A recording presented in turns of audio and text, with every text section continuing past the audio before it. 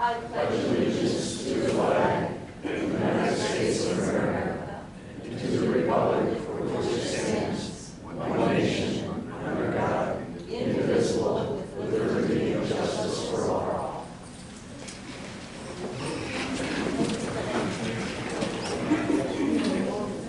Okay, the first order of business this evening.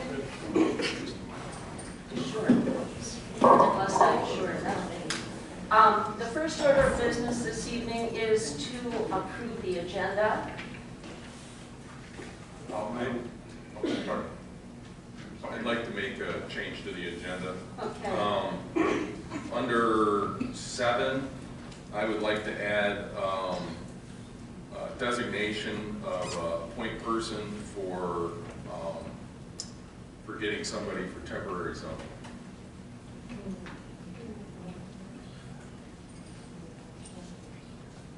And a discussion about review before that. Not at this meeting. The discussion or review? Discussion, yeah, discussion of even before we get that person in. I would like to let you know up front that we are postponing the Velvet Ridge private road agreement discussion. The folks there aren't quite ready with their application. And I would also like to amend the agenda and add an action item. You'll see at your table, you have an invoice register with one item on it. If you'd like the backstory on that, I'll be glad to give it to you offline. But what we're doing here is approving the payment of the health insurance for 2 months because we weren't billed for the month of June. Would that be under 6B? That's under action items, yes, 6B. Mine would be then 7B. Correct.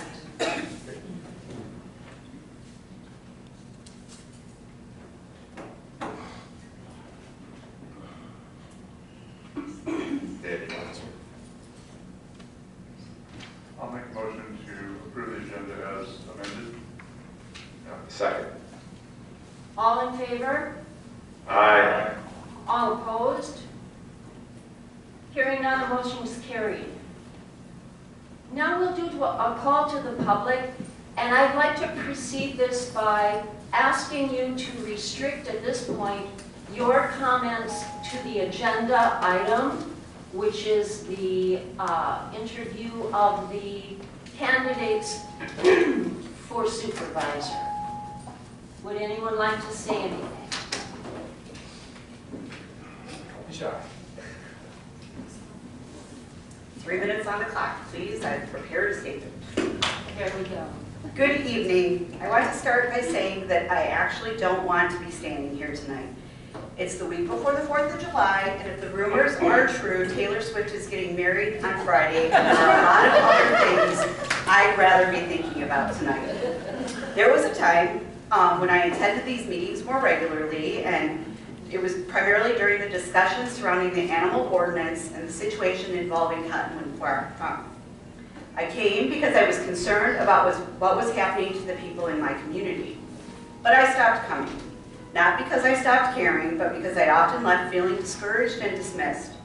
I was told I needed to become more involved if I wanted to hear my voice heard, but at the same time was reminded that board members represent everyone in the township, not just the people who come to meetings. I was told that serving on the board is a thankless job and that residents don't always understand the complexities of local government. So I want to remind everyone that the number of people speaking at these meetings don't always reflect how many people care. Sometimes it's a reflection of how many people still believe their participation will make a difference. Some people become more involved and some people quietly disengage. I became one of those people. But then another lawsuit involving Cottonwood Farm developed, and then the township supervisor resigned. It became clear to me that this wasn't really about one ordinance anymore. It was about the direction of our township. And that's what's brought me back here tonight. As you interview the candidates tonight, I hope that you're not simply looking for someone who will continue doing things the way they've always been done. I hope you're looking for someone who is willing to listen, to ask questions, and to recognize when a community needs empathy just as much as it needs administration. Sometimes leadership isn't about asking, how do we enforce this ordinance? Sometimes it's about asking, are we preserving the very reasons people choose to live here in the first place? I hope you choose someone who asks that question. Webster Township is unique because people come here for different reasons. We often talk about preserving our rural character, but there isn't just one definition of what that means. For many residents, rural character isn't only about open space and farmland. It also means independence, self-reliance, and the freedom to enjoy your property without unnecessary interference. That perspective deserves to be acknowledged as part of Webster Township's identity, not treated as an obstacle to it. Tonight isn't just about choosing a supervisor, it's about choosing the kind of leadership and the kind of vision that will guide Webster Township going forward. I hope you choose someone who sees the opportunity. Thank you very much.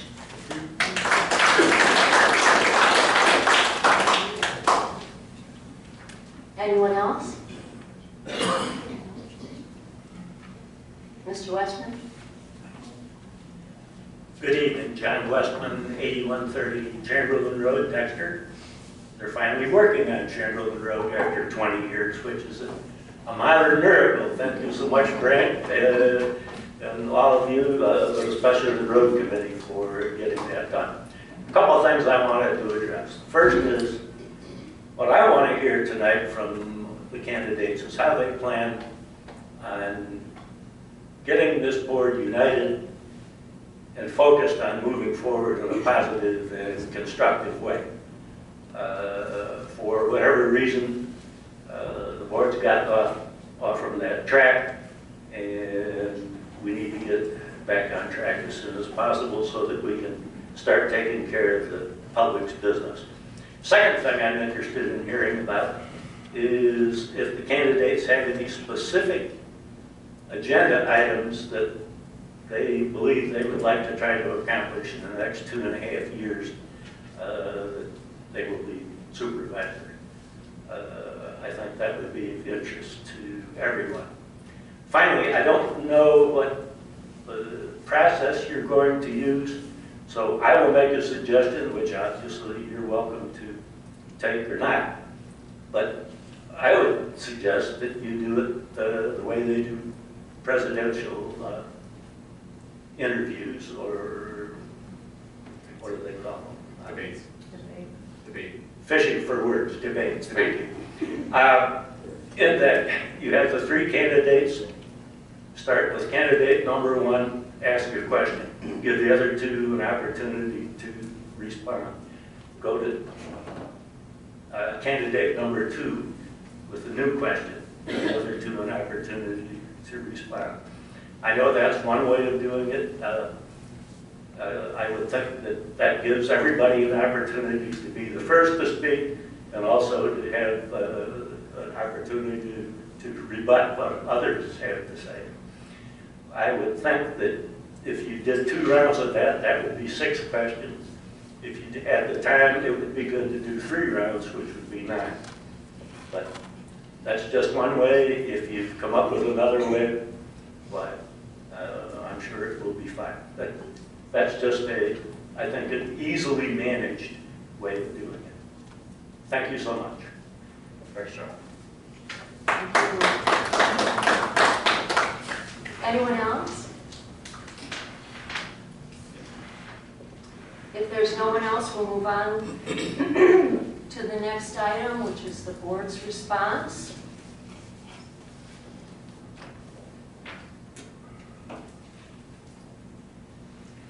Well, I just want to say, John, we are going to do it that way.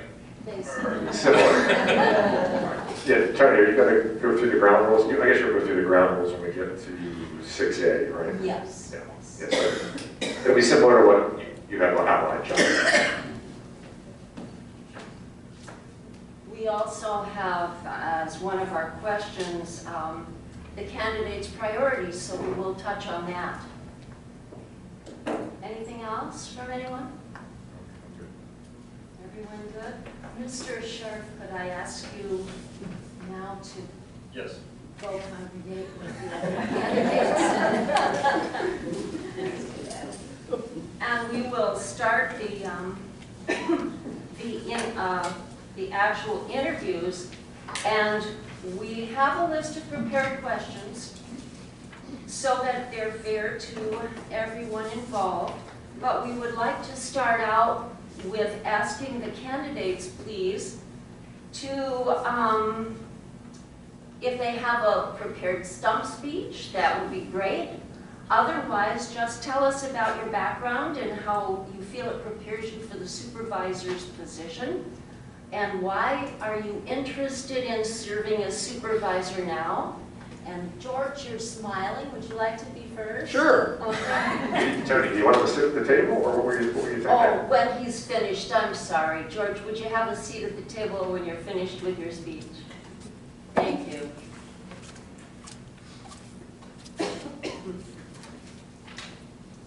Okay, I'm going to try to use this thing. I don't like microphones because my voice is too large. Okay. Good evening to the board and residents of Webster Township, as well as everyone else there in attendance. When I first moved to Webster Township, I listened and learned from all those that had served the township for decades. These are well-respected, lifetime residents of the township. I quickly learned about and met so many of the wonderful, warm, welcoming people of Webster Township. I moved here from Scioto Township, and prior to that, Pittsfield Township. As much as I enjoyed raising my family in those communities, Webster Township is now my home, and I feel like I have lived here all my life. I decided to apply for the position for supervisor for various reasons. Early in life, I learned the importance of community service.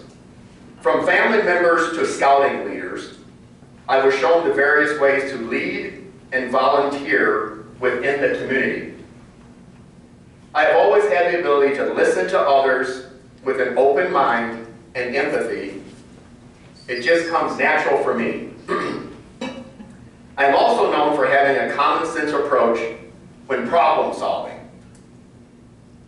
The first example of this was in high school. I was elected class president all 4 years in high school. One of my proudest moments from that time was establishing a designated smoking section at the school.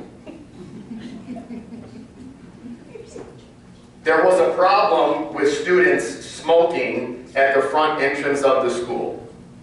Not to mention the school hall monitors constantly were chasing students away from the area. Smoking at the front entrance of the school was not the best place. All who came to the school had to walk through the smoke plume, which included my grandmother, who came to the school quite often. Even though I had never been a smoker, I felt it was important to stand up for the rights of those that smoked. I brought the problem up to student council, and we agreed to work on a resolution. In short, as president, I submitted a proposal to the school principal and the school board to get approval for a designated smoking area in back of the school that was a safe zone. It was approved, and the hall monitors wouldn't chase students away from that area. As a retired federal law enforcement officer, I showed my ethics and integrity during my entire 38-year career. Never was I investigated by internal affairs, and never was I given time off for misconduct. During my professional career, I served as acting supervisor, team leader for day-to-day operations, as well as during critical incident emergency management. I also had to manage an annual budget for the purchase of investigative equipment and emergency management supplies. I never went over budget. Lastly, prior to the federal EEO department being formed, I was trained as an early conflict resolution specialist. oftentimes intervening between a supervisor and subordinate, trying to mediate the conflict before it went into the court system. Since moving to Webster Township, I have become a small operation farmer. I have had small and large farm animals, many of which have been rescue animals. My property is almost 18 acres of farmland. Thus, I understand the value and importance of land preservation and open space. As a longtime member of the Planning Commission, I understand the importance of property owner rights, land preservation, and maintaining the rural character of Webster Township. I have always felt that we have one of the best planning commissions in the state. We listen and we try to get it right. We don't rush and think long and hard on what's best for the township. Lastly, I have talked to many residents of Webster Township. Thus, I feel I have a good grasp on the topics and generally what residents want. I have an excellent working relationship with the board, the planning commission, and the office staff, which will certainly help my learning curves should I be selected as supervisor. I look forward to continuing to work with everyone going forward. Thank you.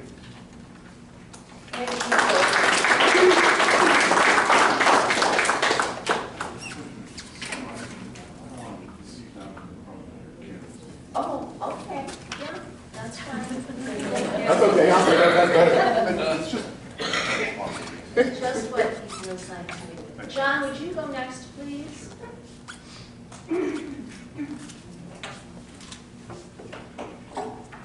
Good evening. My name is John Scharf. I live at 5327 Webster Church Road with my best friend and wife of 41 years together on a small farm with over 1 million honeybees. I want to thank you for the opportunity to address this critical need of the township. We have an opportunity and a responsibility to improve our situation. I applied to be the township supervisor because I believe that my life experience has prepared me well for this responsibility. Further, I believe that the past 3 elections have demonstrated that I have earned the trust and respect of our community. I trust that you have reviewed my application and resume, so I do not intend to repeat that information. I did bring a copy of my resume if you'd like to have one. But I am prepared to answer any questions that you may have. I'd like to highlight 5 points. I have a strong public service orientation. This is demonstrated by the facts that my mobile telephone number has been on the website since 2016 for the past 10 years and published on over 30,000 tax bills. It has been my pleasure to answer the phone calls that come to the township. It's probably not well known, but when the phones ring here, all the extensions ring. Usually Bill answers first, usually Linda answers second, and I'm frequently third at bat, and I get to hear everything. And it's a really great way to get to know our community and what's on the minds of the people in that day, and that week, and that season. 2, I have demonstrated that I am willing to learn by investing the time and effort to earn the certification as a Michigan professional treasurer. It took me 3 years of intensive training to earn that certification to do the job that I do now for the township. And I'm willing to make that same investment of energy and time to be the best supervisor that I can possibly be.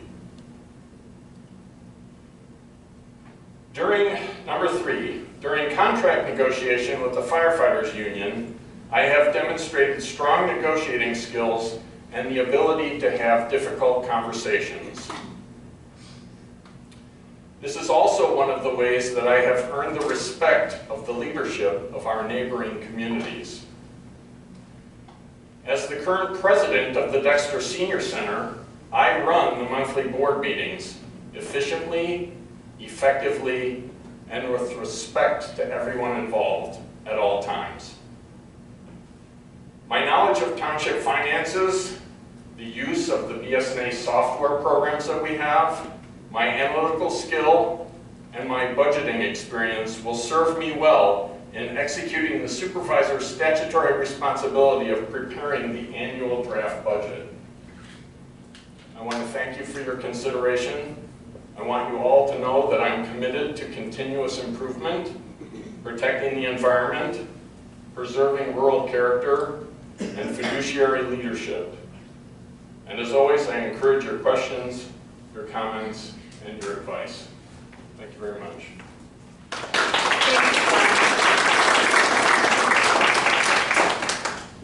Peter Stevens, please.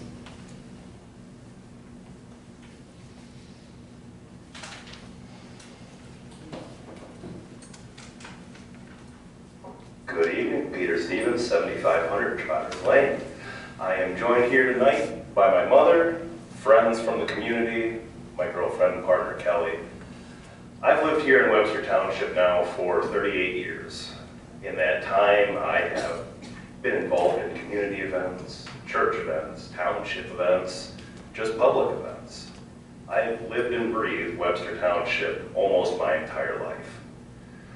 I think I've shown some dedication to this township, at least in the public aspect, insofar as I believe in the last 3 years, I would venture to say, I've probably participated in more meetings as far as board meetings and planning commission meetings than probably anybody else in this room.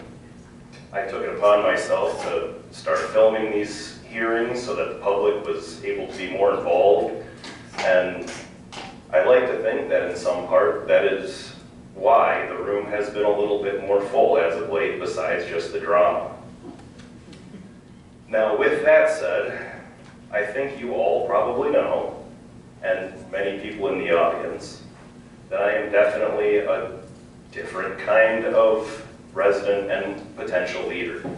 I do have a incredibly personal run of independence, rural living, and self-determination that the people in a rural community kind of expect. I think I've shown to the board that I will speak up for residents, their rights, their land rights. I also think that I've shown that I can be very analytical in how these ordinances are written. I've shown that I read them thoroughly and have understanding of them and what the board is trying to do.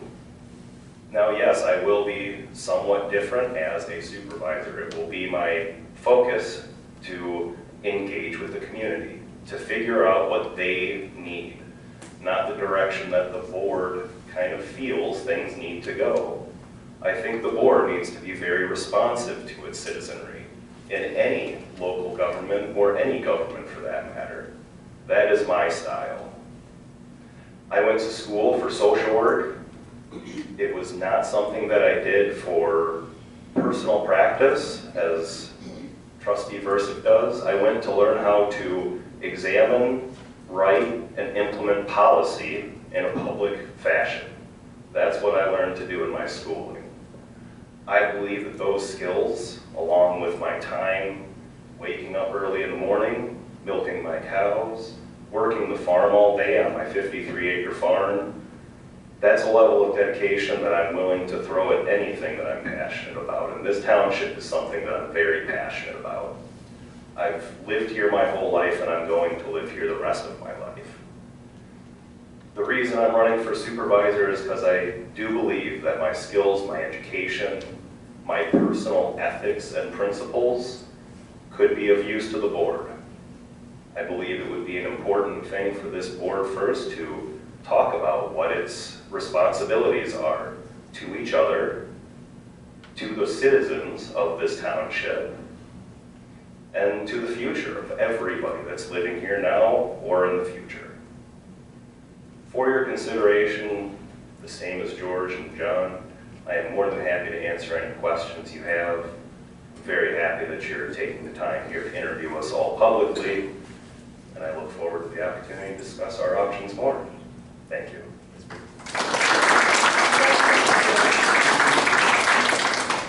And now we'll begin the question and answer piece of the interviews. And now, please, the three candidates come to the table. Now, the way we're going to handle this is all of the candidates will be answering the same question. We will be rotating, asking the questions amongst the board members. And we will be starting with a different candidate each time. So for instance, if George takes the first question first, he will take the second question last. Do we have any questions about how that will proceed? That's clear. Okay, thank you, and let's begin. Do you want to tell them how we came up with the question list with everybody? Oh, well, sure, go ahead, Maria. So, yeah, Tony had us all submit questions, and then Tony took all the questions as there were repeats and assembled a list that we all have in front of us, and then we all agreed as to what's here, and then Tony assigned us, how many questions did you have? You each have three. Three, right, so I guess there's 12 questions total. So that's the background. And it's random. Yeah, right. Okay, Grant, would you begin, please? Okay, thank you all, three of you, for being here, and in my mind, it's a big deal as to what you're applying for. So the first question, I guess we should decide who wants to go first. So you want to pick? I think we should just start on the left and move right. Are you all right, call first, George? All right, here we go. All right, so the position requires a significant time commitment. So there's two questions here. Describe your availability for meetings, office responsibilities, as well as the statutory duties of the office. That's one. And then two is, what is your understanding of the supervisor's role and responsibilities? Okay, I'm an early bird. I'm up naturally at 4 o'clock, 4:30. I sleep in at 5 o'clock every single day, just what time my eyeballs open. I have a cup of coffee, and that maintains me all day long. I am now retired, and I'm available pretty much 24/7 all the time. Besides getting the chores done, after that I'm very flexible with my day-to-day duties at this time. As far as the supervisor duties, on a day-to-day basis, we have to set the tone for this building. We have to set the proper tone for this building. There's no boss here, but it's about having everybody feel as though they are they're an employee, but they're all on the same team. And we have to communicate. The supervisor's job right now is to make sure the employees are communicating on a day-to-day basis. That means going across the hall, talking to your colleague across the hall. It also means talking to the public.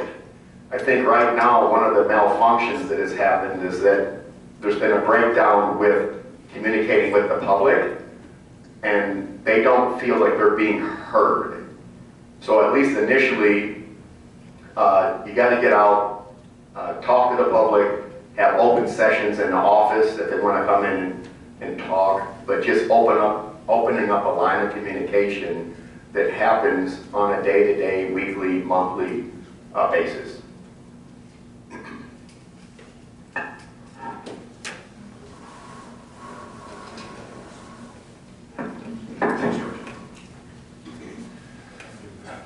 In answer to your question, there are currently no restraints on my time.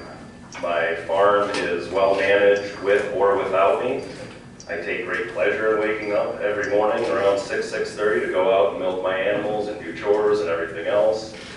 But if accepted for the supervisor position, I would be available 24/7 to the township. As for the supervisor's duties, I'm sure you're all well aware of the budget, and the duties as far as property assessment and enforcement and things like that.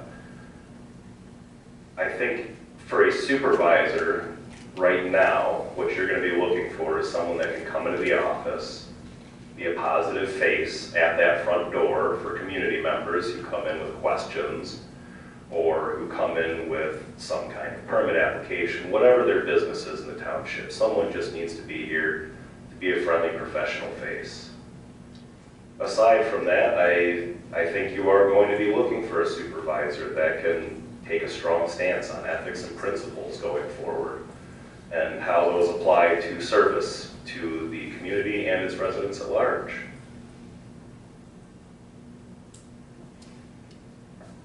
Thanks, Andrew. Same questions? Yes, yes.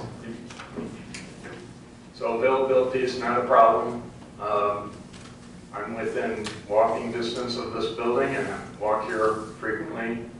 And I'm usually here at least 4 days a week, but sometimes I'm here on a 5th or 6th day. And I do take calls on my mobile phone 7 days a week, so availability is not an issue. In terms of understanding of the township supervisor, I shared with all of y'all the core competencies list from the Michigan Township Association. I believe I have a very deep understanding of the role of the supervisor. Maybe one of the tasks that I would like to do, if selected, or even if not selected, is to raise the understanding in the public of the role of the supervisor.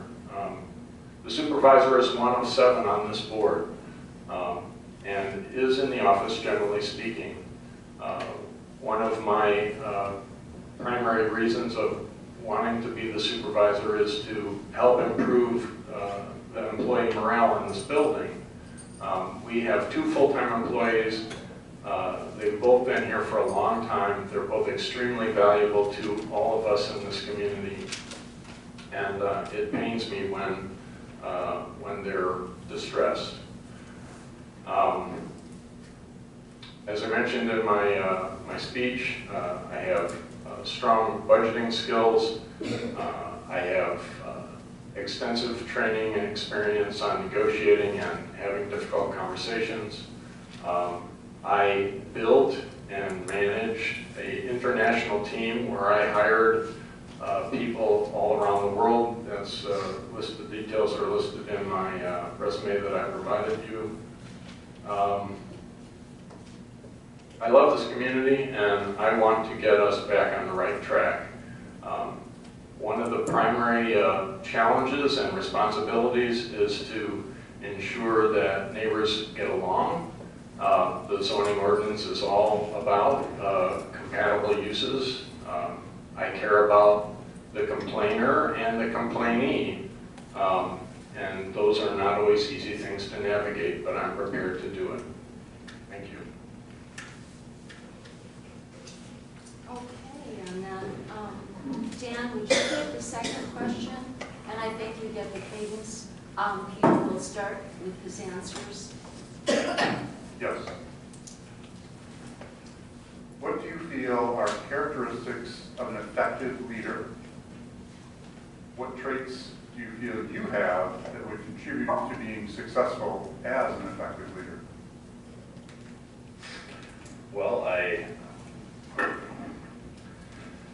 believe the characteristics of an effective leader is someone that can be professional, no matter who they're working with, who has a strong sense of ethics and principles for the position that they're fulfilling.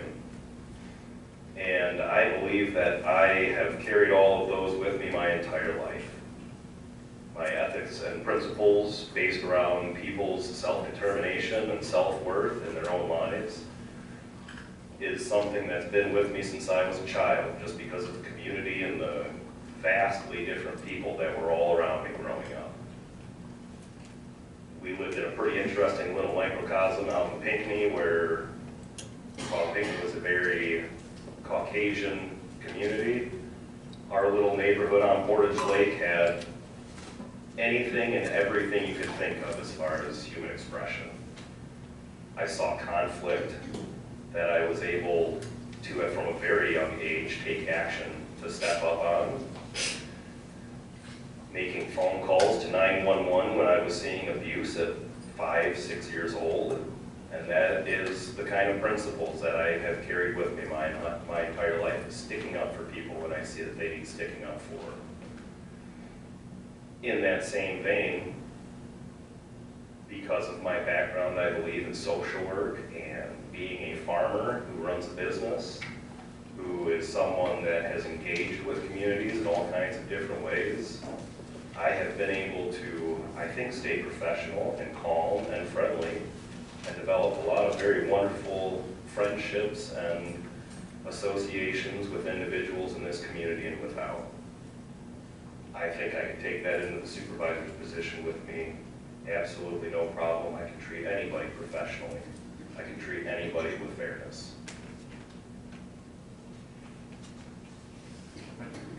Thank you, Peter. What was the second part of your question? I'll just repeat the whole question, which is two-part. What do you feel are characteristics of an effective leader? What traits do you feel you have that would contribute to being successful as an effective leader?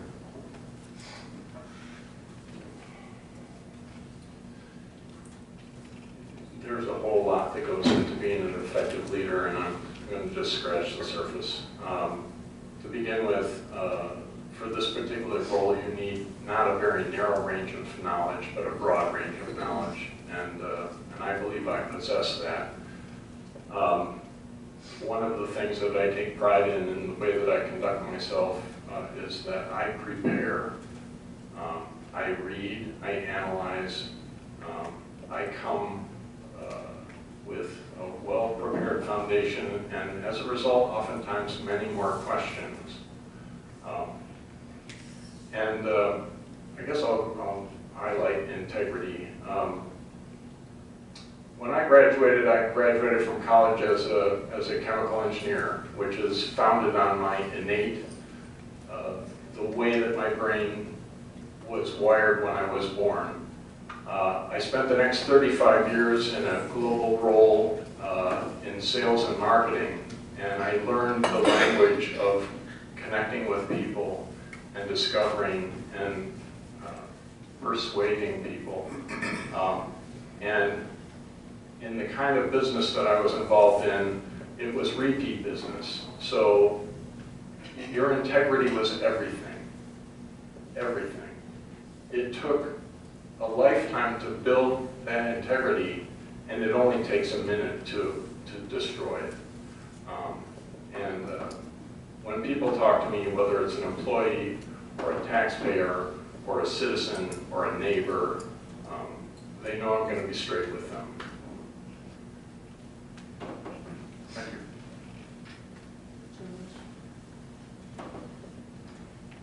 To lead by example is a leader. To surround yourself with people that are smarter than you, that's a leader. I did a lot of studying growing up on General George Patton, and he was a very effective leader because everybody that he surrounded himself was better than he was. And I thought about that early in my life, and I'm like, well, that's brilliant. It's absolutely brilliant. Knowledge is not power. Anybody that knows me, anything I know, any knowledge that I have, I share it. And if I can make somebody better by giving them every bit of knowledge that I have, then that's a successful win for me. Yes, listening, open-minded, empathy that I already mentioned earlier today, those are all important, and I have all those things. I've done them all my life. As far as this specific position goes, I don't know everything. I don't know everything about anything in life. I don't know everything about the planning commission work. I certainly would have to have a learning curve on the supervisor role. But a leader doesn't just give nonsense answers. A leader says, I don't know, but I will get you the answer. So I will reach out to those who can provide the proper answer, similar to what I do now. I don't have MTA on my speed dial, but there's been plenty of times over the years that I call MTA because I have a planning commission question as I'm trying to figure out the best path as we're talking about whatever topic we're talking about. So I reach out to those that know more than I do. And then a lot of times with that, as I tell my kids, get it from more than one reliable source. Don't find something just from one source and think that that's the gospel. If you hear the same thing 3 times, then maybe you're onto something. But that's pretty much it. Thank you. Yes. All right, I'm up again. I won't taper off towards the end here. So this is one question that I did submit, and I think others did as well. I think we've all talked about it. So what are your thoughts on an effective communication strategy with the public? That's the biggie. Now the second part, I can repeat this. How familiar are you with OMA, the Open Meetings Act, and then the Freedom of Information Act, are the two? And it's the obligations that places on the board. John, you're up first this time.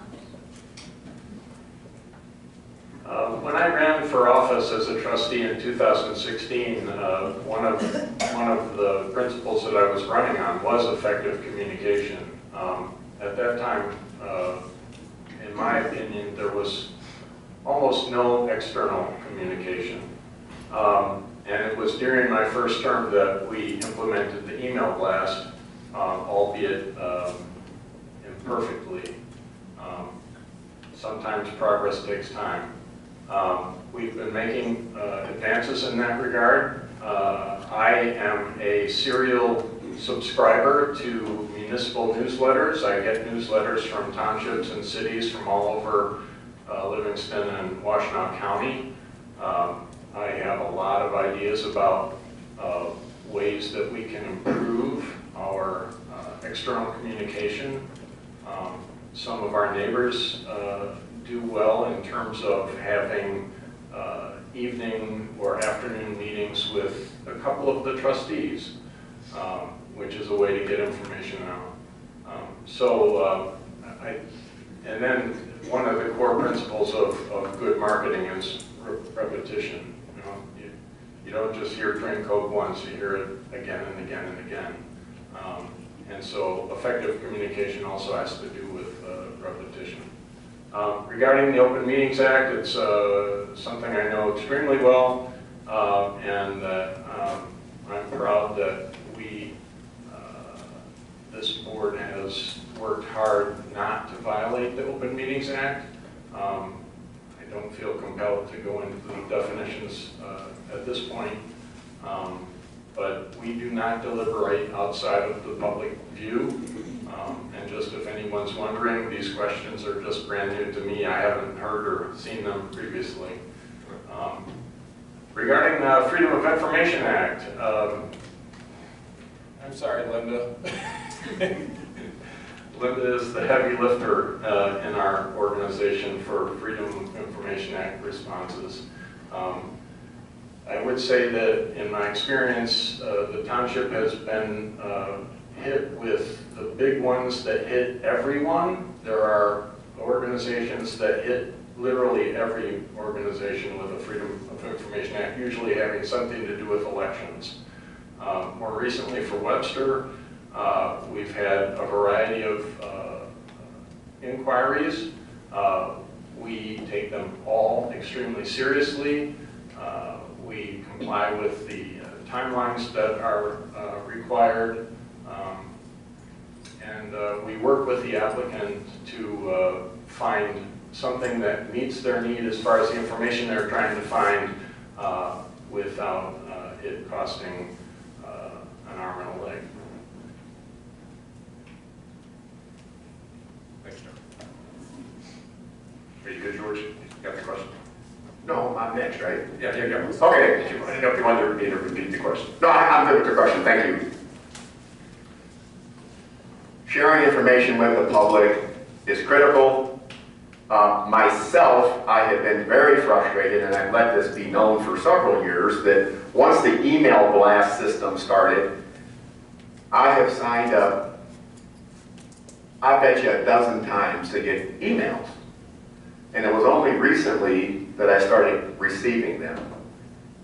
And I didn't get upset about it. I just kept submitting my personal email so I could get the email blast.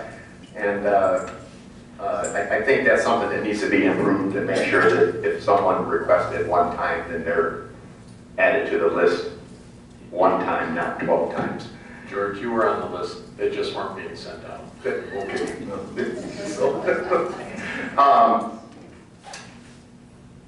Sharing information, giving knowledge. Right now, the public is starving for information. I get the feeling that they don't feel that they're being heard, and they need to be heard, they need to be listened to. As I said, knowledge is, my opinion, knowledge is not power, and if we can just give people info in various ways, whether it is the email blast system, whether it's text messages that can be sent out if they sign up that way, whether it is a monthly open house or something, just to get people to feel as though they are being listened to. And this is not just for the supervisor, but I think it's for the board as well, because I kind of get the feeling that they just don't feel like they're being heard. I'm not saying that that's the case, because I don't think that's true. They feel as though they're not being heard. So we have to figure out how to have them feel as though they're being heard. As far as FOIA goes, it's part of doing business. We don't have a choice in it. The state sets it up, they set the requirements for it, we have to follow those requirements, and everything I've always heard is we do follow those requirements. Open Meetings Act, I've studied it, I've looked at it numerous times, I've talked to Catherine at MTA, who is a resident expert on this. I've read the monthly MTA magazines over and over again, and it's my opinion that the Planning Commission has never violated that at all. So I'm well versed on OMA. That's it. Thank you. Thanks, George. Also, I guess I'll just start and say as well that for the OMA and for FOIA, it's something that I'm just familiar with from a policy standpoint, and someone that likes to read dorky stuff like that.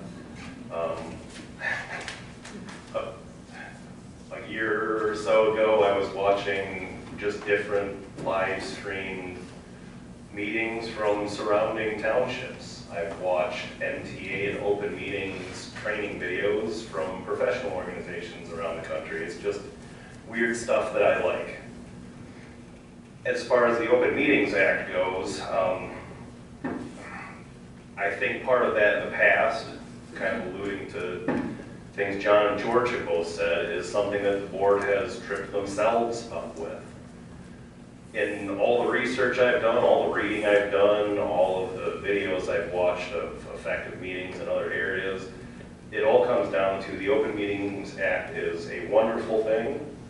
Robert's rules are a wonderful thing, but if you strictly adhere to Robert's rules during meetings and things, you are curtailing communication with the public, with which I'll move on to effective communication, I suppose.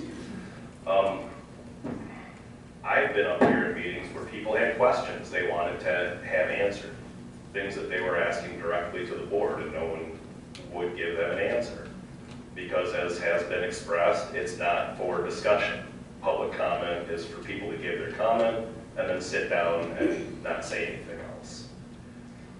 I've watched other meetings where boards have asked people to potentially withhold their public comment during the initial period, and perhaps offer more specific public comment on agenda topics after they've been discussed by the board, but before it's been voted on, so people feel like they can listen to the discussion, take that information in, and then give thoughts and opinions to the board that they feel like could be listened to. And I think that that is also something that might be missing, at least from communication with this board currently. I've seen the board hear people. They come up, they say their words, you're you hear them talk, but I'm not sure people are being listened to, and that's what the fear is. People want to feel like they're actually being listened to, not just heard. With that, for more communication to the public, I feel meetings could be enhanced. And then things like the news blast. I know that email, there was just a huge issue with it for a while. It just wasn't going out. But now that it's coming out, it basically just says when the meeting dates are. A couple special events perhaps. Something that I would love to see, and I mentioned to the supervisors previously who were supposedly sending out, is a narrative story. Let people know what's going on each week, every couple weeks, every month, whatever. If people don't want to get an email blast every week, give them one every 2 weeks, every month. Tell them what is happening in the township, in this building, on the board, with the decisions that are trying to be made. When I was working at the Portage Yacht Club, I did that. I sent out a membership email every week, a narrative explanation of what was happening at the yacht club, what was coming up at the yacht club, what you could get involved in at the yacht club. Just things that kept people involved and informed.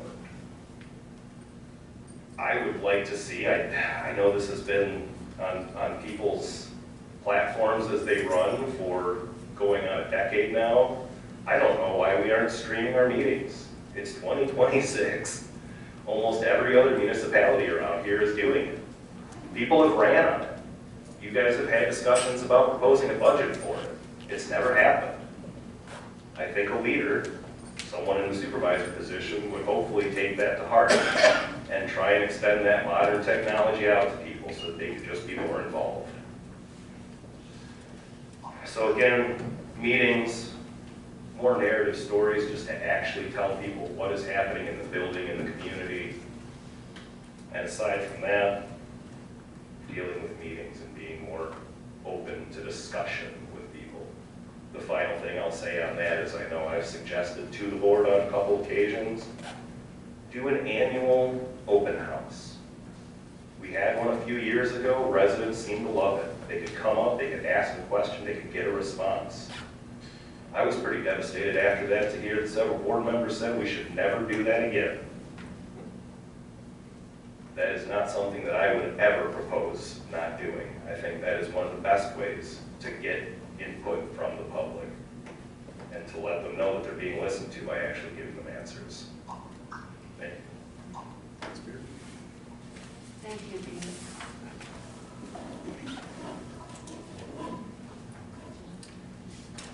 George, this one's you.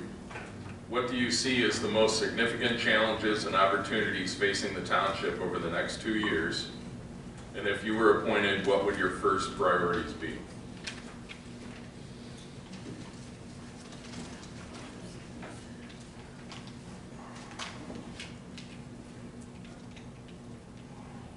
I think right now, it is going to be a challenge getting the community back on board, having the community feel good about what's happening in this building. Since living here, this is the first time that I've experienced the community's feeling on what's happening right now, which is one of the reasons I'm sitting in this chair applying for this position. Because ever since moving here, everything's been running properly and just fine. So I think that's going to be a challenge, but hopefully that can be that challenge can be quickly turned around. Another challenge is I'm a believer in getting these roads fixed. I'm a believer in getting the high-speed internet going. I know we have quite a bit of the township that is connected, but we're still missing some. So I think this technology thing to bring us up to a current level of 5G and high speed is very important because we do have people working from home. We do have students that need it. So the cellular service, we had that one cellular tower that went in to the east of us here several years ago, but I'm honestly not sure if that did any good. We need more cellular coverage. We currently do have, getting back to the roads, we do have a current millage for the roads, and we need to make sure that we're using the millage that's already there. Do we need more millage for roads? I don't know that answer right now, but I know that what I keep hearing is that people want the roads fixed. And we need more communication about this topic because there's a lot of people that seem to think that the road commission needs to do more on the roads than what they are doing, but they don't understand that the county roads, they have a lot of townships in the county that they have to deal with, and they do what they can, but they can't do everything. So I think getting additional grant funding for roads would be very important. Making sure that the county is doing their fair share is very important, but also leveraging the current village that we have that everybody approved and making sure that's being done in the most effective way. What I don't want to see as a challenge here is when you read the paper, you have Dexter City and you have Dexter Township that are constantly looking at the sheriff contract and fine-tuning that. The prices are going up, but we need our police services. And I think that if we don't maintain that part of our budget, people will not be happy with the level of service that we would be getting. I know right now we're not in a high crime rate. We're not. Every month I read how many traffic accidents, how many tickets have been issued, and there's not a lot. The sheriff is pretty good right now, but even if you get pulled over, they're pretty good about giving you a warning. But again, it costs money, but we have to make sure that we maintain the funding so we have the services that we're currently at. Because if those things drop off, I think we'd be sorry. So just maintaining funding as we have it and keeping some of those central services consistent with how they have been. Thank you.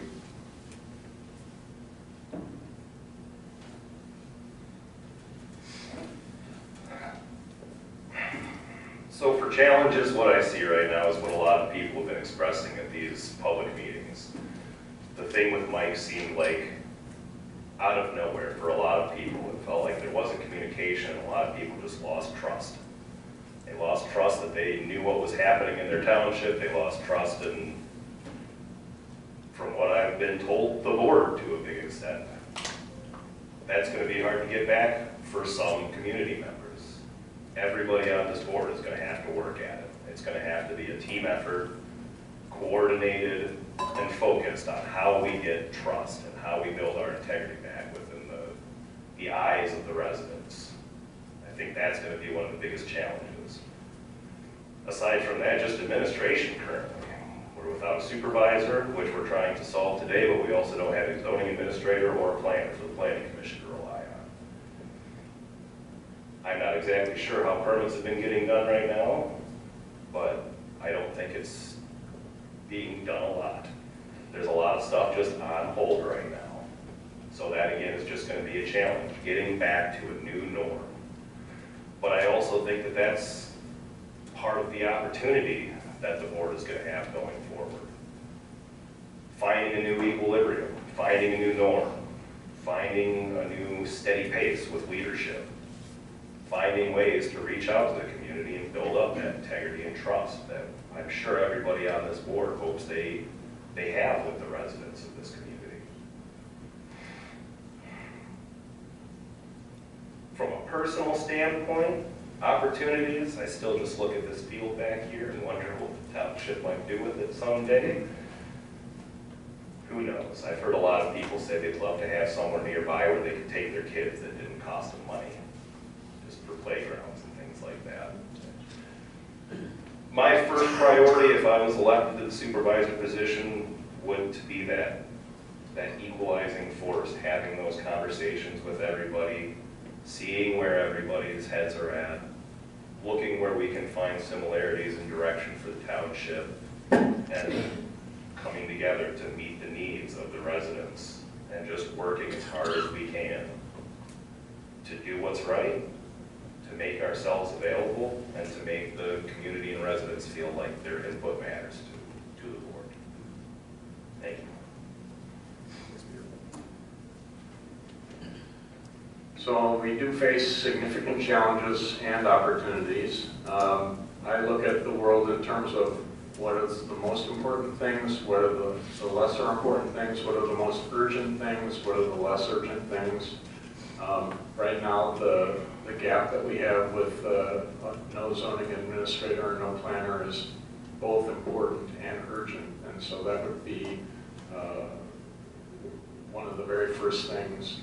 I have a network of connections with people in that market space. I have already at least a half a dozen names of people that we should be talking to, but this board has to decide what direction that we want to go in, and it sounds like maybe we're going to do some of that this evening.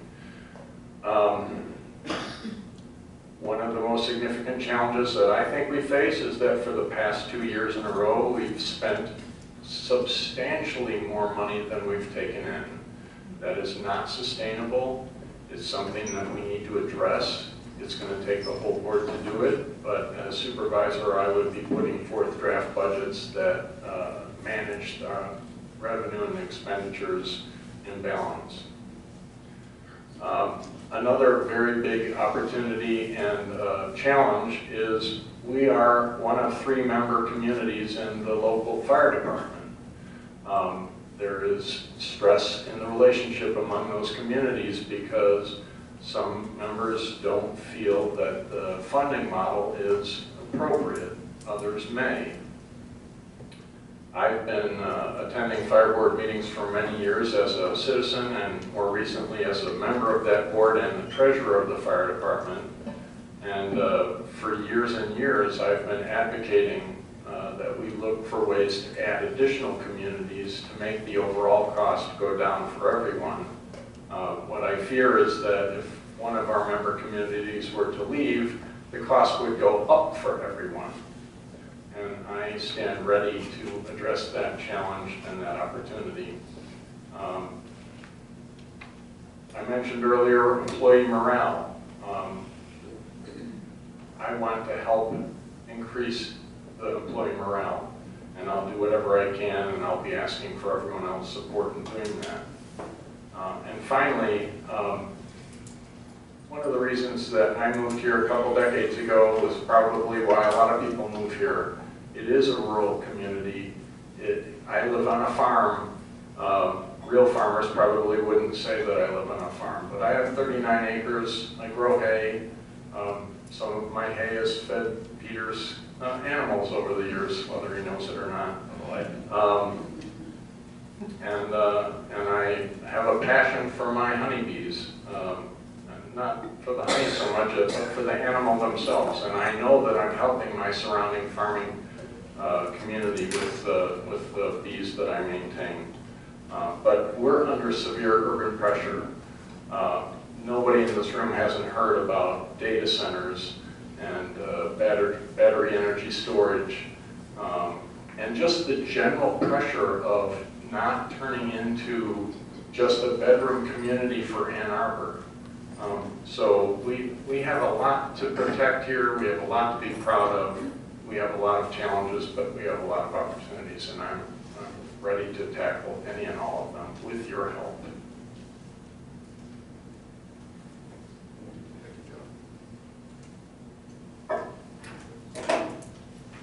Peter, this one starts with you. So what experience do you have with township or municipal government, public administration, budgeting, or community service? Can you list those points again?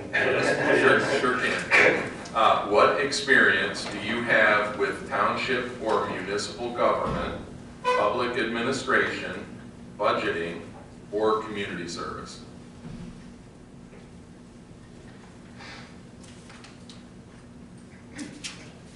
Well, as far as township governance goes, I really just have to point to mostly my involvement here over the last 3 years being incredibly heightened, and then just personal involvement in various government actions over the many years since I've been 18 and started becoming real interested in government.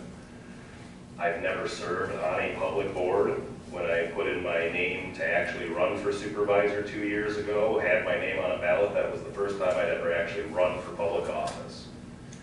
I've never been appointed to a board here, and this is where I've lived my entire life. So I've never had the opportunity. It's something I'm hoping to change now that I'm 42, have more time, and my farm is mostly taken care of.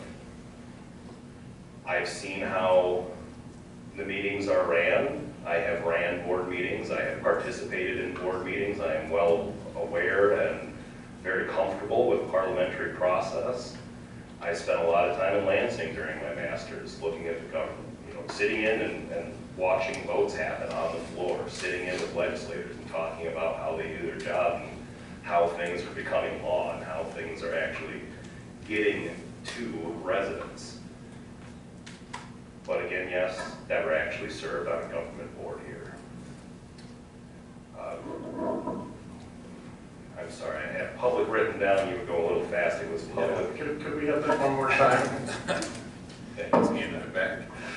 What experience do you have with township or municipal government, public administration, budgeting, or community service? Everybody get it? Sure, so We can repeat the question as made. I think that mostly covers the governance and public administration, seeing how it goes, taking my own time after working on my farm all day, coming in here and sitting with you guys until midnight sometimes or beyond. It's not the funnest thing I've ever done in my life. It's not necessarily the most rewarding thing just sitting there for 4 hours, but I feel like I'm doing a community service by coming in here and recording those meetings, which I think transmits, or I guess transitions into this community service part. As a farmer, that's really all you do is community service. You're working for the community, you're working for yourself. We feed families on our farm.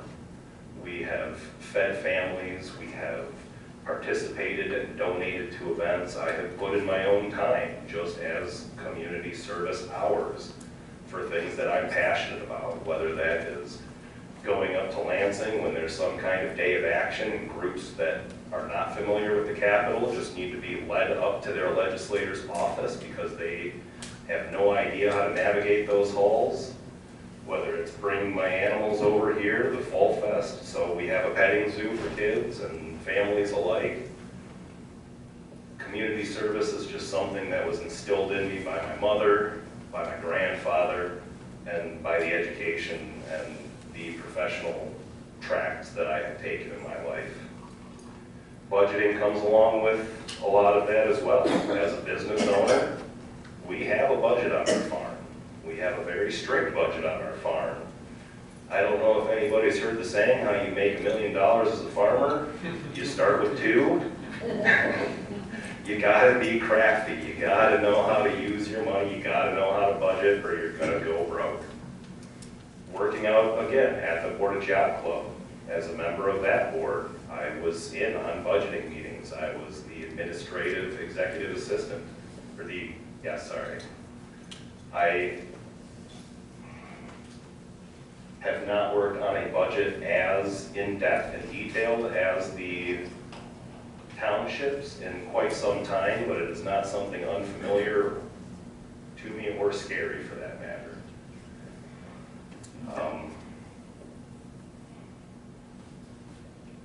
Yeah, I think that covers all of the points you had made, Jeff. Thank you. Sorry.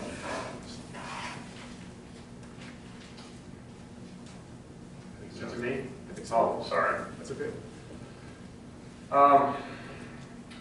So in terms of township or municipal government experience, I started attending board meetings back in 2015, and as a similar experience or pathway with Peter, I started attending more and more meetings, planning commission, fire department. As I mentioned earlier, I was elected as a trustee in 2016. At that time, I was still working. About 3 years into my term, unfortunately, our friend and treasurer Carol Whitney passed away, and I raised my hand, and the board at the time saw fit to appoint me as the treasurer. And I'm grateful for that. And I've enjoyed that role for the last So I've been on this board for 10 years in total.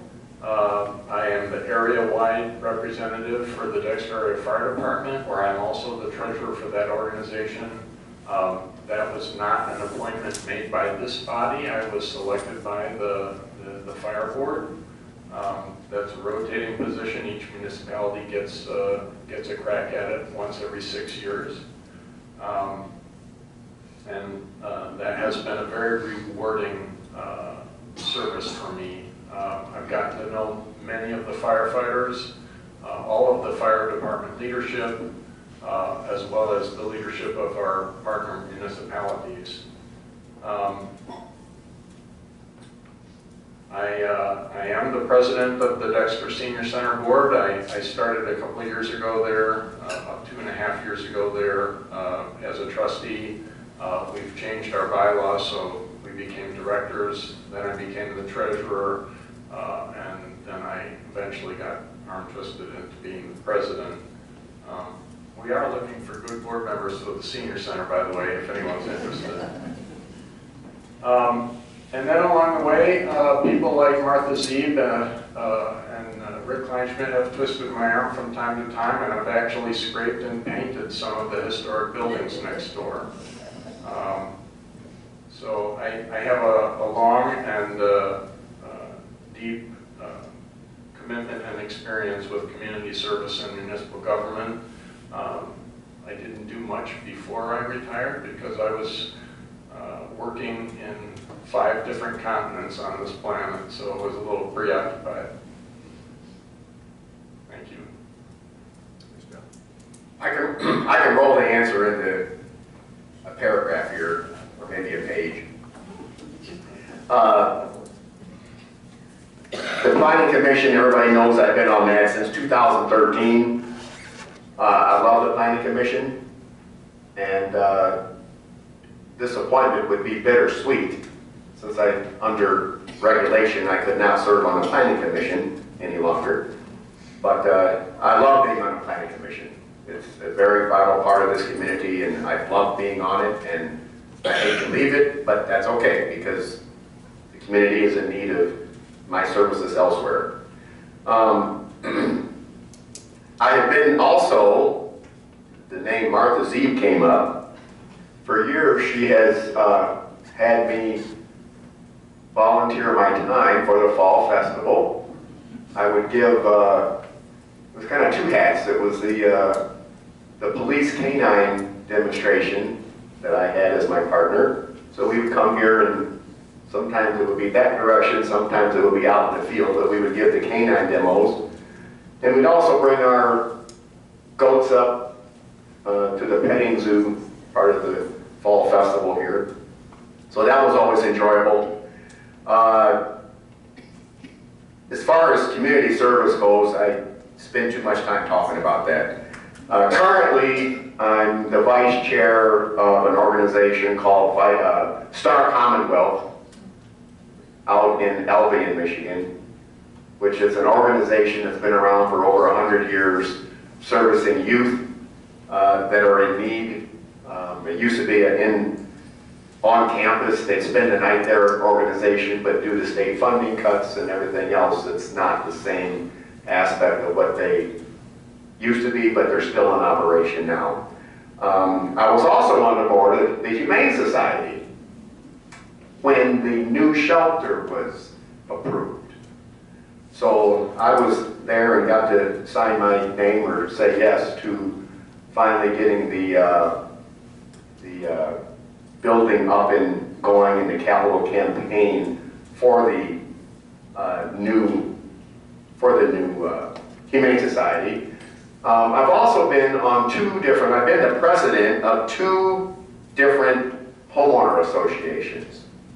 But before everybody cringes or, well, hold on now. I thought about whether I was going to bring this up, but it's in my resume, so I guess everybody can see it, but I put it there for a reason. And I'm going to give this example. I read that moved in, you know, you have to go to your mortgage closing and you get the bylaws. So I was reading the bylaws, and one of the bylaws said, you must keep your garage door closed. It can only be open for not more than 5 minutes. So the builder was still building, and I said, what is this? And they said, I don't know. I said, what do you mean you don't know? You built the houses. Well, no, we just developed it, and my dad he brought it from Florida because we were in Florida. We just copied and pasted the HOA bylaws from Florida. I don't know what the thing says. I said, well, everybody's got kids moving in here, and it's not common sense. It's not common sense to have kids and not be able to not have your garage door open. So I said, an opening came, and I said, I'm going to be the president. So I was voted in. The board then voted not to enforce the nonsense rules, such as, in other words, the garage doors could stay open. Yes, we still could not hang up your pants outside to dry. I'll keep it at that. I grew up with my grandmother hanging things up to dry as a kid. So some things that are not common sense, that was just the most ridiculous thing. So my point to bring that up is, just because it was on the books to be enforced, you can have discretion, you can have latitude with what things say if it doesn't make sense. But I was always proud of it, and it was a well thought out 2 different communities. One was Pittsfield Township, one was Sile Township, and to this day they're very viable subdivisions. Like I said, I could talk all day long. I'm a coach. Most people know I coach baseball. That's kind of one of my passions. I was a big baseball player, and I'm kind of giving back now in the coaching role. Yeah, I think that's it.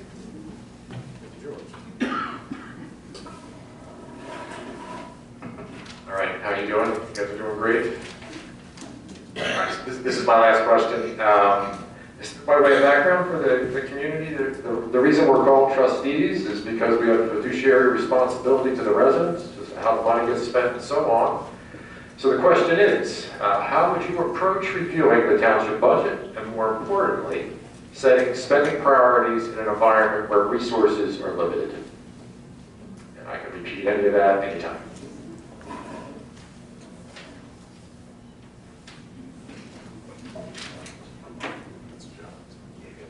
Is it me? Yeah, you're right. Oh, okay. Yeah, I haven't figured out the batting order yet. So I want to say that budgeting for this organization, to me, is pretty straightforward compared to the senior center, where you don't know what your revenue is going to be. You know, the good news is here we know more or less what our revenue is going to be.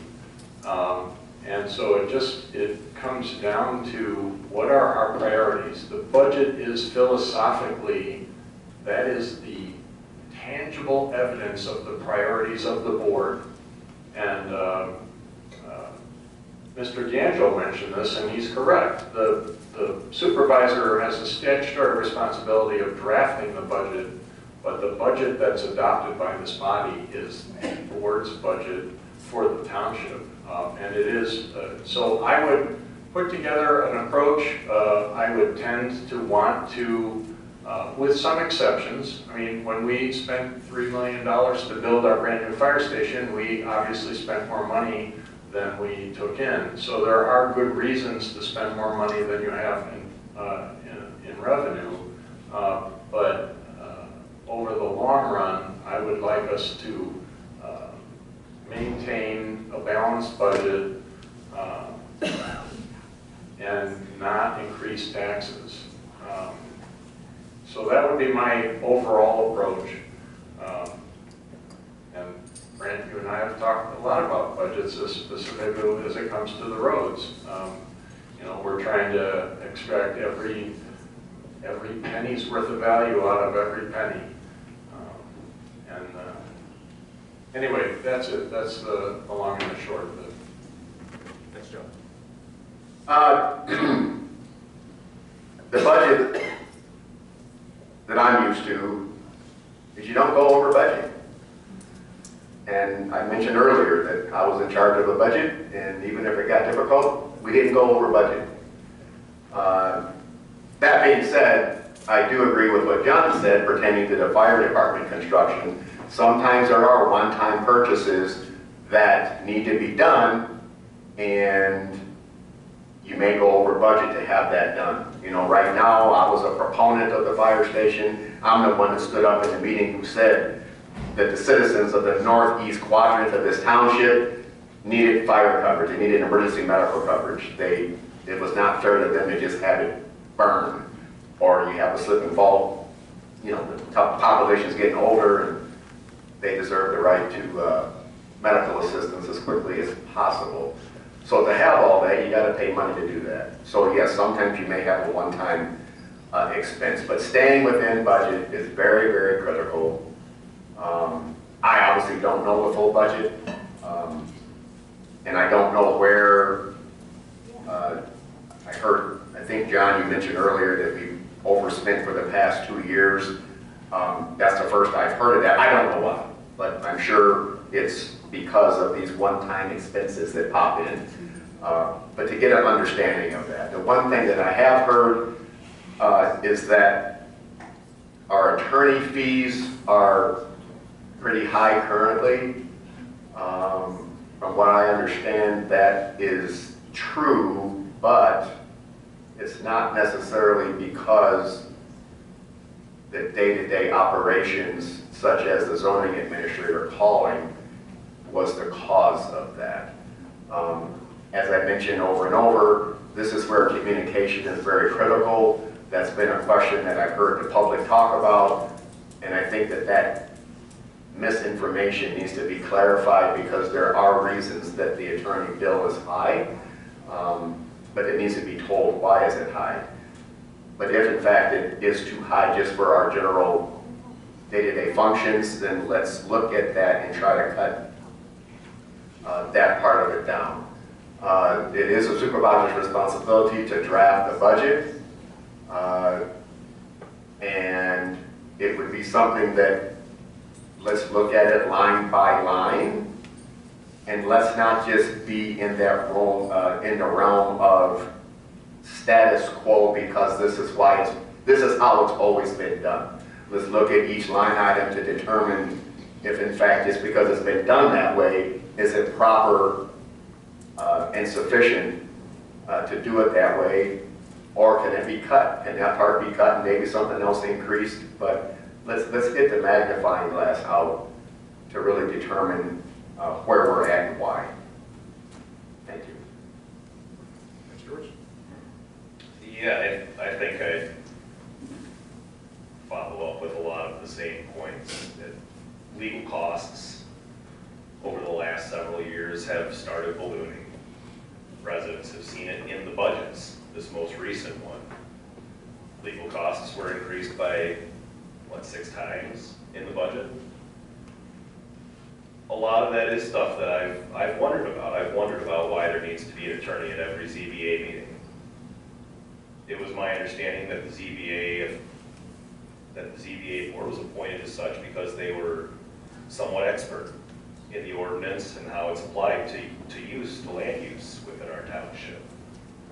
That's a cost to have the attorney there at every single meeting. It's a cost to have the board of planning commission send language around an ordinance to the attorney to have it reviewed before it's even open for public comment and going to a vote. I think there's easy ways to save money on legal expenses. I think there's easier ways to save money on roads. Grant, We've not had a chance to have a huge conversation. We've had some just about how the Washtenaw County Road Commission actually does their service of our secondary roads out here, and whether that money is actually being spent appropriately or whether it's being wasted in some regards. Things like Jennings Road gets, I'm assuming, $40,000, $50,000 worth of work done to it, and then it rains, and then it's rutted, and then all the water's sitting on the road because there's absolutely no drainage, there's absolutely no ditching, there's nowhere for the water to go except for sit in the road, because that's how the road commission has serviced those roads. They've given the water nowhere to go except to stay on the road. It's just a waste of money in my eyes. I feel like that could probably be managed more by just having a more thorough conversation and relationship with the Washtenaw County Road Commission, but they might just flip us the bird. I don't know. As far as reviewing the budget goes, it's something I'm familiar with doing, something I'm comfortable with doing, reviewing a budget, seeing where the money's going, seeing where the money's coming from, and asking those questions. Why is this being spent here? That's something about me. I hate spending money. Even in my personal life, I hate spending money. So if you're going to give me a public budget where I'm spending someone else's money, I hate spending it even more. I think when residents are looking at our budget, there's only a few things they're wondering about. They're wondering, is there enough spent on the roads so that we have decent roads to drive? Is there enough being spent in administration to make sure we can get our permits when we need to, and to make sure that the township business is being handled efficiently? And then I just, as John mentioned, I recognize it's not just the supervisor's choice. They don't get to just make a budget and say, here it is, guys, say yes, thank you. It's something the board works on together. Collaboration is something that I fall into very easily. I love hearing other people's opinions. As George said earlier, kind of two heads are better than one. The more you know, the better off you are. And I think there's a lot of experience and intelligence and wonderful skills on this board to be able to do that. Those priorities of the budget, the roads, less legal costs, and then just parity for residents and what they're actually coming in here for. I've seen just more costs getting added on to every step of the permitting process. I've seen that make the permitting process take longer and become more expensive for people. And those little nickel and dime things that residents just start twitching over, I think that can be handled by more effective budgeting on big things like the roads, like legal costs. But again, as John said, it's going to take the effort of everybody on the board to make sure we have a balanced budget, we don't exceed it. And if we have to do a large expense like the fire station, it was something the township saved up for. It wasn't something they took a loan out for. It was something that the township budgeted for, saved money for several years, and wrote a big giant check. It was something that John Kingsley was incredibly proud of being able to do. I think that kind of common sense budgeting can happen still. It just has to be a choice. Thank you. Ms. Peter? Would we benefit perhaps from 5 to 10 minutes break here? Okay, how about if we come back at 20 minutes to 9? Okay, sounds good. I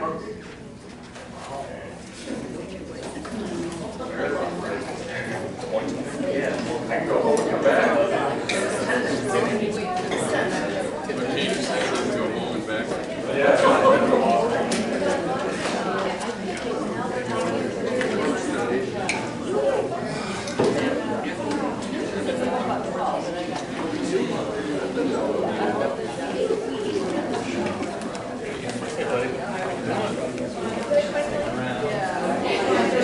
What do you say?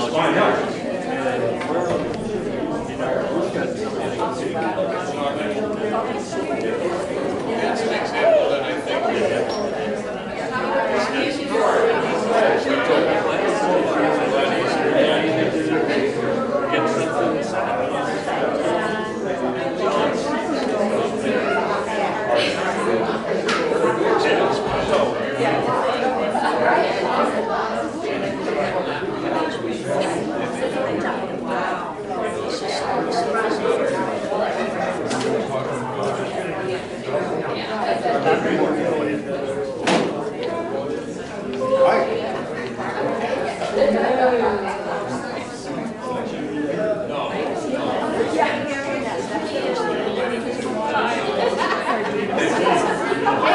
how are you? How are you? Good. How's this cookie? We'll look at it, bring him off. No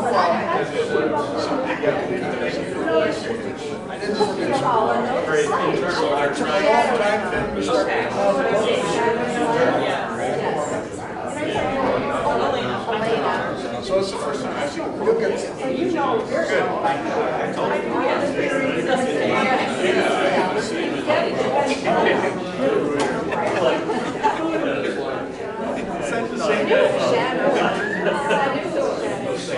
Dan, it's hardly don't be a stranger. He's like, Shannon's right here.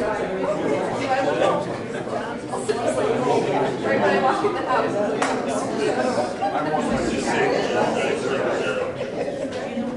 Those were good. Well, we'll have to make it triple back. I know, he likes to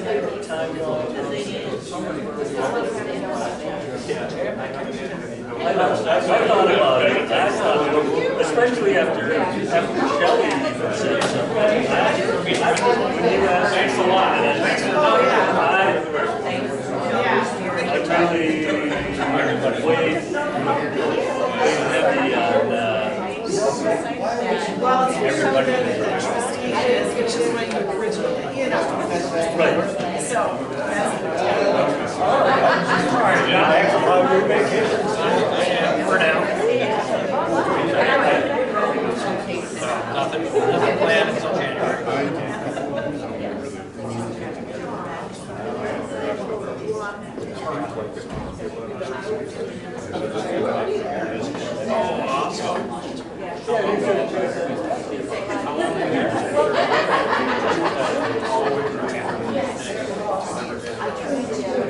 Cruising, or were you? Yeah, we were. I've done about kind of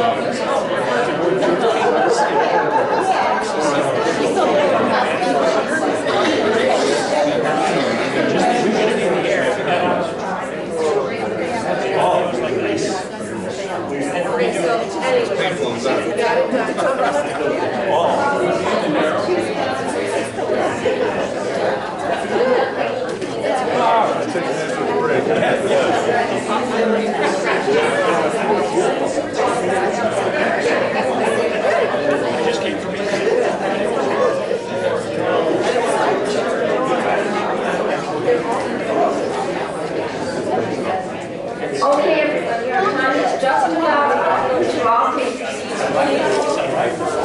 take your seats, please. I'm sorry.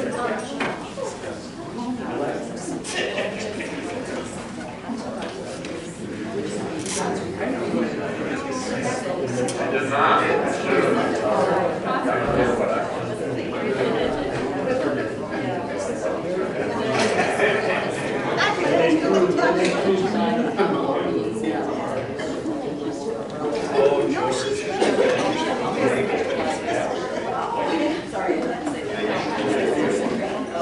I'm so glad to be able to put the trash before the sun sets.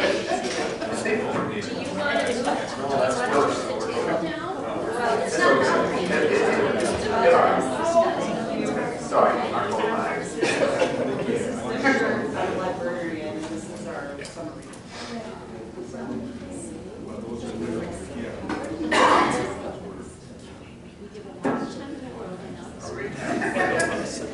We're waiting for one.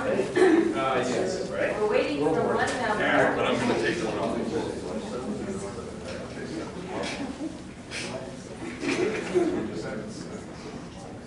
And when he comes in, everybody turn and look at him. Where'd he go? I don't know. There he is. Okay,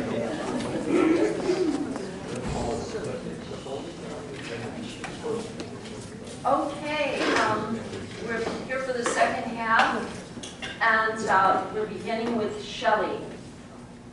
I'm not sure which one of you are beginning with. Do you know? I think I do. Okay. All right. Okay. Many of the situations faced by the supervisor have at least an element of conflict. So there's conflict in between the board members, the supervisor, the board members, with residents and the employees. You can imagine people have a lot of good ideas, and sometimes that requires conflict resolution.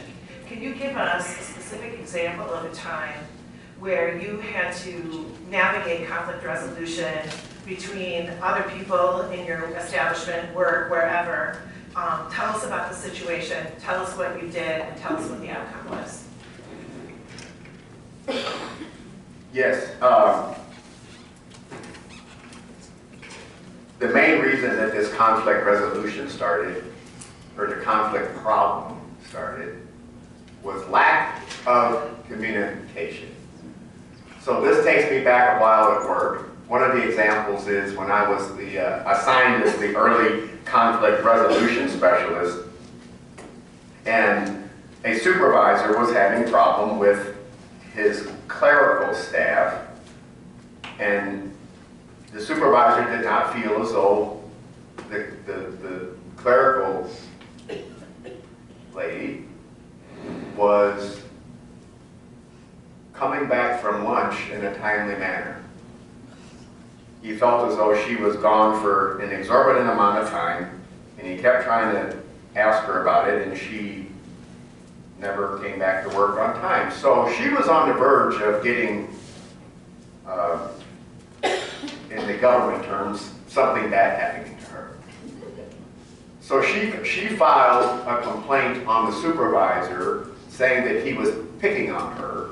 So it landed in my desk to see if I could talk to her to determine what was going on and what the problem was. And she had all these examples of why person A spent 2 hours at lunch, and person B spent 2 hours at lunch, and person C spent 2 hours at lunch, and why couldn't she spend 2 hours at lunch? And she was spending an hour. And I explained that person A, B, and C, they were not spending that much time at lunch because their job carried them out of the office. And she did not see it that way because she did not understand their total job with the organization. So ultimately, she could not stand the supervisor. The supervisor was tired of dealing with her. So I raised my hand and I said, "So you won't get in trouble anymore. Would you like to come work with me?" And they were looking to hire a clerical staff for my position. So I took this lady under my wing. She was my clerical person. And from that point forward, there was no issue with that supervisor. The government hired somebody else to fill her position for him. I was able to get her. Everything was fine.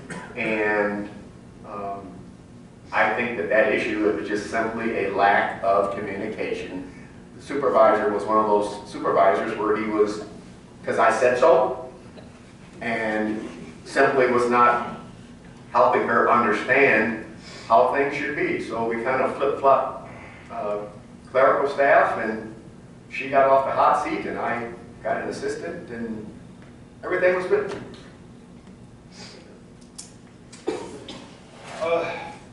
I guess to start off, I'll say that yes, conflict resolution is all about communication, all about de-escalation. You never want to raise temperatures, you want to keep things calm, you want to find out what the basis is that people are trying to reach. In our local government here, there are fairly strict rules and regulations for a lot of how these things are supposed to be handled and run. State law, ordinances, and resolutions by this board, and hopefully to some degree, public input and public perception. all of these conflicts, especially on this level, I think can be handled on a professional level as long as all of the people involved are acting in a professional and ethical manner. That's, I think, the biggest point, at least for a board like this. Being able to communicate honestly, not getting angry at each other, and trying to figure out what you're actually trying to get accomplished. Once you do that, as long as everybody's professionals that's involved, there doesn't need to be much conflict. If there is, it is something that I have dealt with all of my life, conflict. It was something I dealt with as a kid, that I was able to step up and do what I had to do. It's something that I took into my professional and educational career. The two examples that kind of pop into my head whenever I think about serious conflicts that I had to resolve over my lifetime, some of them were while I was going to school and working through what I was going to be doing with my social work education. I was working at the Huron Valley Adult Partial Hospitalization Program. For anybody that doesn't know, that just means it was people that had depression, anxiety, whatever, that interfered with their life, but they were cognizant and able enough to come into this program for 8 hours a day. Some of these people were still in pretty severe crisis, and we had some pretty severe crises that we had to deal with. One of which was during an intake that I was doing. A patient came in to do her intake. She had a bottle of pills in her purse with her. No one thought to check it, and she swallowed them all right in front of me. She went over the door, stood in front of it, pushed a chair in front of it, and said no one was going to get out of this room until we talked about it. So I texted my supervisor, sat down in the room with her, and we talked for about 45 minutes, just talked. We had nurses waiting outside the door as soon as we were able to actually open it. And we came to a conclusion. I was able to talk her down. I was able to discuss with my supervisor during that what had happened and what was going on. We took all the necessary steps to make sure that the nurse was available and present as soon as we got that door open. She was taken directly over to St. Joseph's Hospital, had her stomach pumped, and she survived. And then she stayed in the program for another 4 months and graduated. Another one that I always think about was when I was working at the Ann Arbor 15th District Court in the probation office. At the time, there was a judge who was in charge of the mental health court that I was participating in. He saw the people that had come into the court for some kind of criminal violation but had some kind of underlying mental health issue. We saw some pretty interesting things, and we saw some people that were in pretty serious crisis. Now this judge had gotten friendly with some of the interns and some of the other staff, and was sending text messages to them, degrading these people that were coming into his court for help, that he was helping as a judge. Calling them names, calling them crazy, saying they're stupid, saying how could anybody be such an idiot to get themselves in this situation. And myself and my supervisor, after I reported this to him, we went to the Chief Justice at that court.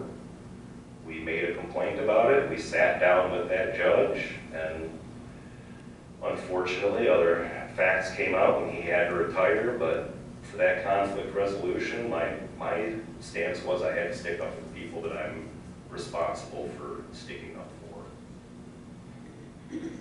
Whatever conflict happens around me, I go into calm what needs to be done mode. You think about what needs to be done next, what needs to be done after that. You come to some kind of calm resolution. Personal conflicts are the same way. You communicate, you keep things calm, you stay professional. Thank you. Thanks, Peter. Hi, Shelley. I've been sitting here listening to my friends to my right and trying to think of a specific example. I do tend to be a rule follower, and that's the way you ask the question, but I'm really struggling to come up with a specific example of conflict to me, is a normal part of being a human being and interacting with other human beings. I've had a lot of conflict, and it's not necessarily a bad thing.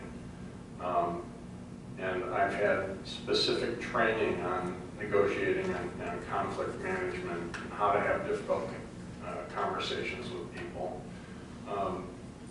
You know, we all have this innate fight or flight reaction when the conflict situation happens. And the challenge is not to succumb to either fight or flight, but to listen respectfully and calmly and try to see the situation from the other perspective or the other perspectives, and to be respectful about it. One of the things that I think is a strength for me is that when we have conflict, I don't hold a grudge. I can deliberate ferociously over something, and then the next morning have a coffee with the same people and get along.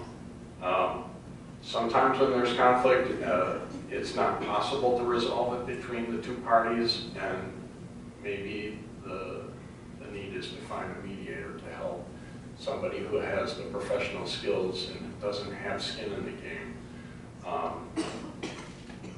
But I always think that it's important to consider the other people's perspective and address them based on the facts and with courage. And you know, sometimes it's as simple as taking a 5-minute break and just walking away and taking a deep breath and then coming back again. So I struggle to come up with a specific example for you, but I have a lot of skills and training, certainly not as much as my friend to the right, Mr. Goodman, but that's my answer.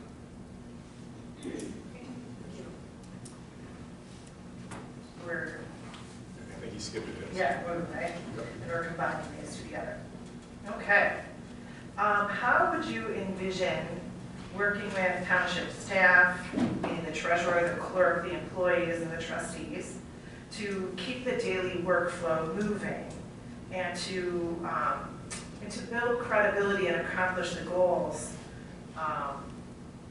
within the office? And what happens if there's disagreement there? What if everyone's goals aren't the same?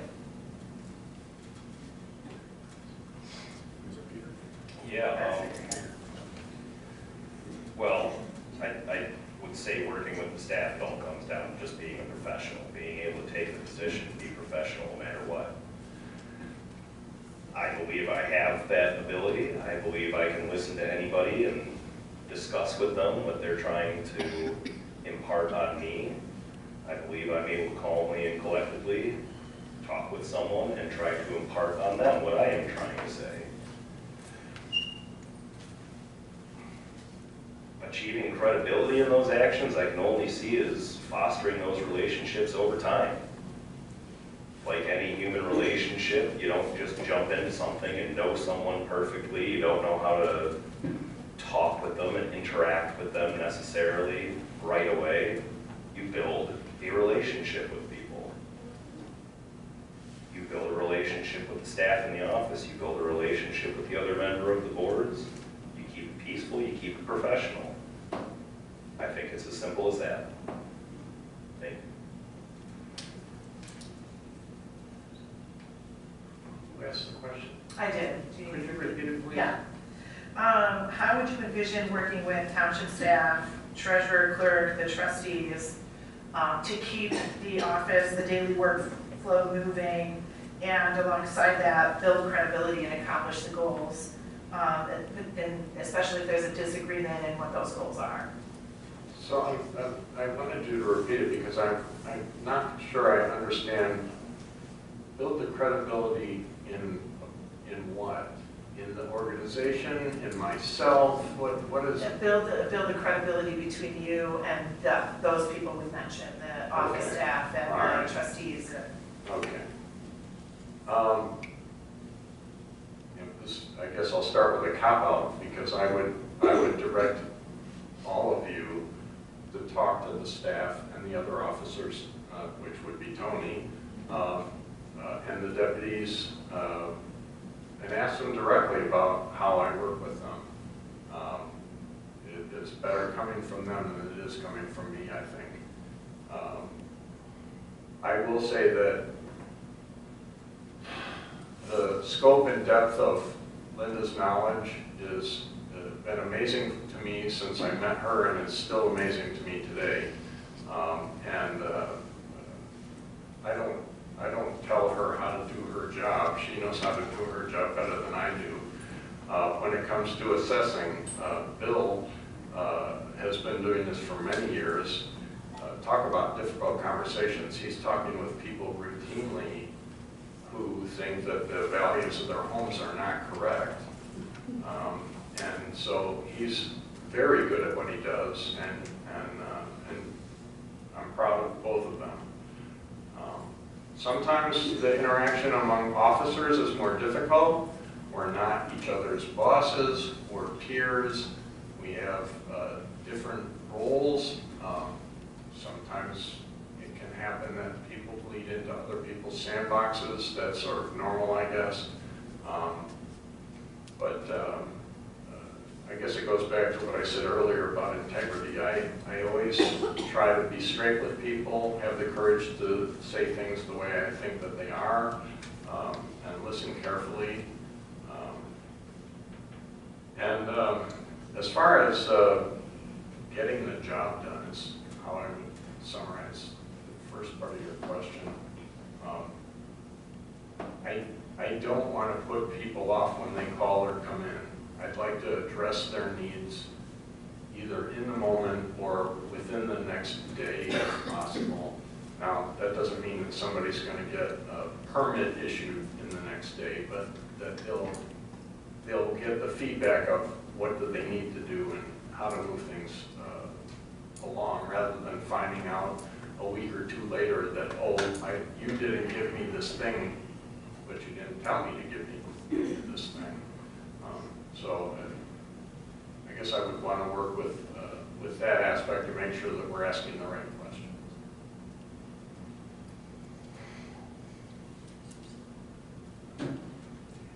Lead by example.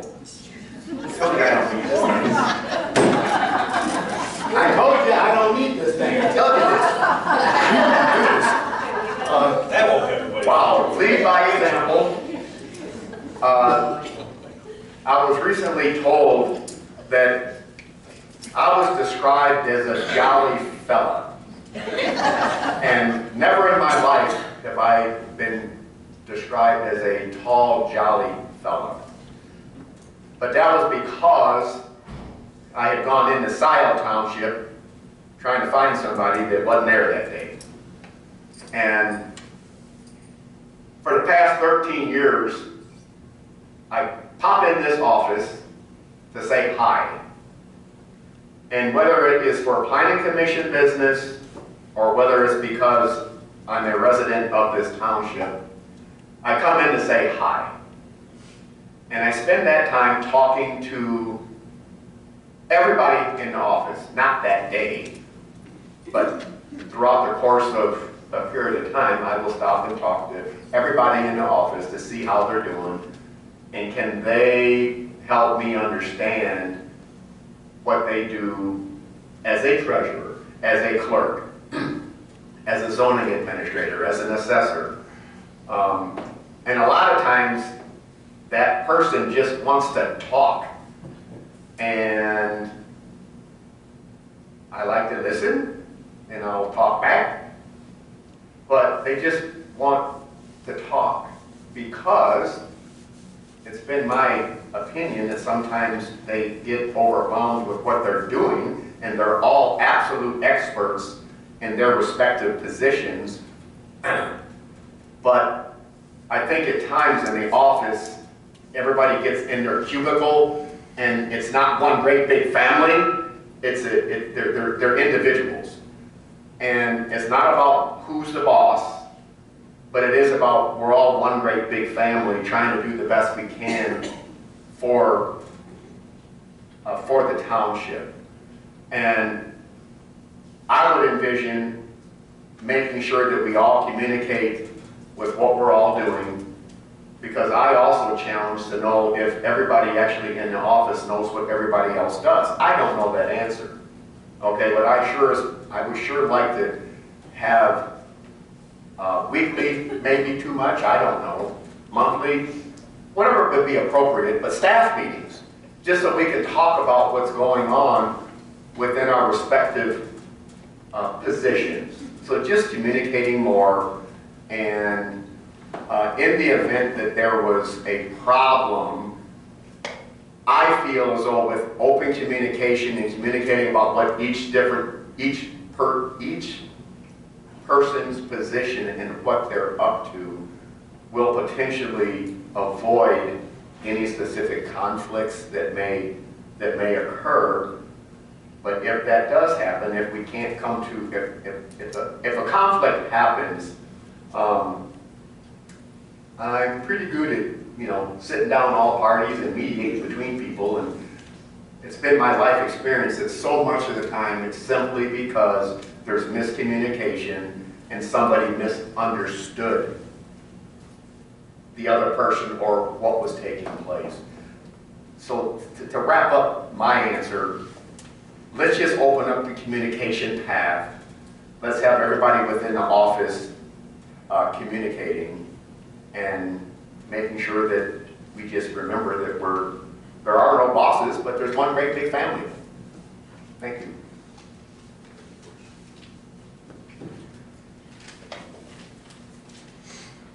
So Jen, we jumped over your question. Yeah, that was by design. That was by design. He's good. Oh, I thought, He's good. But hold on, Dan, I will read it. yeah, I'm curious. So the question was, have you ever managed staff or any organization? What was your role? A lot of the answers the board had covered that. That's why we got rid of it.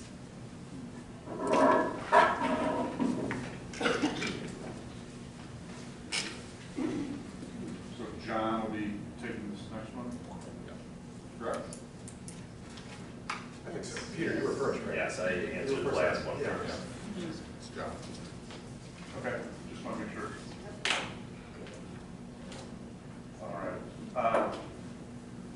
We're shifting gears here a little bit. Land use, planning, and zoning are central township functions. What is your perspective on managing growth and development in the township? And importantly, should zoning be used to manage land use? Would you like me to read that again? No, thank you. I do think that zoning is used to manage land use. And I also agree with some of the comments earlier about part of the reason that people move here is because there's a notion that when you live in the country, you can do what you want. And I'm very sensitive to that notion up to a point. I think that we need to find through zoning the balance to where two neighboring parcels and the owners and users of those parcels can get the maximum enjoyment out of their own parcel, and finding the balance where that may infringe on somebody else's good use of their parcel. I would tend to be erring on the side of under-regulating rather than over-regulating. I think that probably has come through. If it hasn't, I need feedback, but in all of the discussions we've had about driveways and private roads, I've been dragged along kicking and screaming because I think that we should be responsible for our own properties and live on our properties the way that we want to. On the other hand, I don't want to live next to a data center. And I don't want to live next to a commercial operation. And when I say commercial operation, I'm not talking about farming, because farming is definitely a commercial operation. I'm talking more like restaurant or a hotel or a business that you would commonly associate with an urban area. When there was I'm told, I'm not on Facebook, but I can't get away from it. There was a discussion recently about rural character, and somebody asked a question, I believe, about, what does that mean? Because I think that term gets used a lot, but I don't think we all have the same focus on it. In fact, when I was on the subcommittee that ended up recommending to the board that we hire Giffords Webster, the second place firm, which was Rowe, they asked really good questions about what is it that you mean by rural character? Does it mean you just have a big setback with a front yard in front of your mansion? Or does it mean that you have agriculture? And so I think that's an important conversation to have amongst ourselves and also with the community. And I think that we will in fact do that as we embark on the next master plan cycle, which happens every 5 years and is about to kick off within the next 12 months, if I'm not mistaken, George. Yes. And I'll just end with the fact that I talked to a sheriff's deputy in the parking lot here many years ago, and it just happened to be like the day before he was retiring. And he shared with me that he had spent 20 years working in this township trying to keep the peace between the families that have been here for 3 generations and the families that just moved here. And it is funny, but it's also serious. And we need to respect everyone, the people that live in the subdivisions and the people that live on the farms. We all need to be here in Webster. And my vision is that it stays very much like it is. I think that's a dream because we are under enormous pressure for development. Anyway, that's my answer. Thank you. Yes, zoning and land use and planning, they all go hand in hand. I agree, we do not want data centers. That's the top thing right now. We don't want battery storage centers. That's the top thing right now. I think that the Huron River watershed would dry the Huron River up. It's not a good thing. How we have this township right now, we don't have a downtown. We don't want a downtown. We don't have a 500-person apartment building. That's not wanted. What we have right now with the subdivisions that are here and the minimum lot, the minimum building lot requirements seems to work right now. The PDR with our land preservation, that seems to work, and I sure hope that we can get that funding source to continue. I know we're at a very high percentage. I forgot the percentage which within the past 6 months was talked about. I don't remember where we're at. But I hope that we can maintain that PDR program for many years to come until we're at 100% of the available land that's eligible for that. That's very important. One of the things I've thought about now for the past 3 weeks or month pertaining to this position is I also have heard, I'm not on Facebook, but every now and again I'll get a message about something that was on Facebook. And there does seem to be a question about what does rural character mean. And as a part of the master plan, I'm really looking forward to the current master plan and when that comes back and how it changed from the previous 2 master plans, if some of these things changed currently from what the last 2 master plans said, because times have changed. And what we think is there, the residents may have a completely different view for things pertaining to the master plan. But yes, I do believe that it's very critical that all three of those, land use, planning, and zoning goes hand in hand. As I've stated many times, I do believe in individual property rights, and that's actually a huge thing for me. As supervisor, but also as a planning commission member, one of the things that I have said as a planning commission member over and over again is that I am here to represent my constituents. And I'm not here because of what George wants.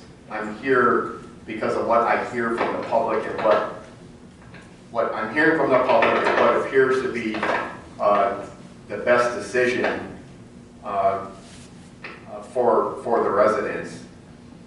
Sometimes that does mean ordinances, sometimes that means some tough decisions that have to be made, but I think that since I've been here, the ordinances that have been changed have been very, very fair. And I'm bringing that into this because it's a zoning topic, but it also has to do with land use, such as the care of animals. You know, right now there's some people that think that the care of animals, the newly adopted care of animals, is not good. But if they compare the old one to the new one, you can actually have more animals with the new one than what you previously could. So I'm confused as to what the anxiety on that is. But the driveway topic is a big deal. I'm up to speed on it, but I'm not up to speed. There's a lot on it that I don't quite understand. I'm thankful that the board decided to, last month's meeting, kind of let that go till next month, or August or September or whatever. Because I need a little bit more understanding on that myself, because residents that are affected by it, it wasn't their fault. So I need more information on how that can go, you know, coming forward. But, so yes, I think all three of those kind of go hand in hand. Thank you. So again, yes, I'll say yes, that all three of those things go hand in hand and obviously have a large impact on how development in Webster Township is going to occur going forward. I think everybody that lives here is aware we're right on the outside of Ann Arbor, we're right on the outside of Dexter, we're right on the outside of Brighton. Development drive is moving in here. One of the things that has been discussed, I know, as far as zoning is just the map of Webster Township. It's still 92% agricultural, and a lot of that is not being farmed. As George said, that PDR program is wonderful for keeping open spaces and large farms available for people to come in and have that use if they want to be a farmer in Webster Township. But I'll take that realistic stance that there is going to be development here. It's happened forever, and it's going to happen. Mulder, the development's right up here by CJ's. It's going to happen. The responsibility of the board, I think, is to have good administration of how that development comes into our township. Whether that looks like having discussions with the public, having a map that they can see, where the board says, these are the areas we're looking at maybe zoning as residential because they look more appropriate for housing development than the Valdez farm right over here across from CJ's. That's a gigantic, huge agricultural property. No one wants to see that turned into a development. But it is going to come to Webster Township. What I see looking at these land use things are, I think, the same things I've said to the board over many meetings. When it's with roads, when it's with solar panels or things like that. One of the biggest things I come up against is what I view as aesthetic ordinance. Ordinance that's going to be, I don't want to look at something like that. When I think about land use, I do think about rural character. To me, rural character is a streak of independence, a streak of self-determination, a streak of being able to have land, utilize that to feed yourself, feed your family, feed your friends if you want, or to have it enjoyed by yourself or your neighbors. I understand the need to bring your neighbors into consideration when thinking about land use. But I also think that there needs to be an extraordinarily high bar on what we limit people from doing. Because if I have my property and I'm not doing anything to directly harm you or your property, my question is, what are you worried about? And I think that applies to some of this ordinance that's been going on. The animals thing, I think that's a good segue into ordinances never always perfected the first time. I think the animal ordinance is better than it was, but I think it can still be better than it is. Same thing with the road ordinance. Public has come in here, I think said very, very clearly what they want to see happen with this road ordinance. People that are currently living on private roads don't want to have to pay huge sums of money to expand their private road out to essentially what would be a good standard for new developments, what you want to see in those new developments. But you can't punish people that have been living up here for 40 years, 60 years, 80 years with a private road on the property. Again, that just goes to self-determination, allowing people to do what they can as long as it's not harming others. When I think about ordinance, I think a lot about unenumerated rights. If you're not familiar with unenumerated rights, those are rights that you have that are not specifically written out in law. I have a right to sit down in a chair, but there's nothing in the Constitution of the United States or in the ordinance of Webster Township that says I can sit down in a chair. We're just allowed to do it. And something that I've seen creeping in to land use and ordinance discussions these last couple of years has been this idea that if we don't regulate it, it's allowed and it's going to go wild. And I just don't see that kind of issue. When I hear language like that, that if it's not regulated, people can do whatever the heck they want with it, that to me is where it gets too much control for the township. Not everything has to be regulated. Not everything has to be in the zoning ordinance. It's the big important things, development, things that are potentially harmful to residents and neighbors, and good land uses that make us good stewards of our environment. But in that mindset, I think you do need to be incredibly allowing for personal property. And as John said, almost leaning towards under-regulation unless it's been proven to be a huge issue. So yes, we've got pressure from the outside. That's going to be how the board deals with it. And I think that could be incredibly informed by public input. Where development would be a good idea in Webster Township, because it's going to happen. Data centers don't have to. Restaurants don't have to. Big businesses don't necessarily have to, but housing is always going to be a need. And we know this. Everybody knows housing is. I've had a conversation with Bill Sincool recently. The cheapest house you could buy in Webster Township was like $320,000 something dollars. And it was one of those like 1,000 square foot homes over on here on River Drive. If we don't expand housing, costs are just going to keep going up. And it's going to be harder for people to move into this area that may want to be farmers.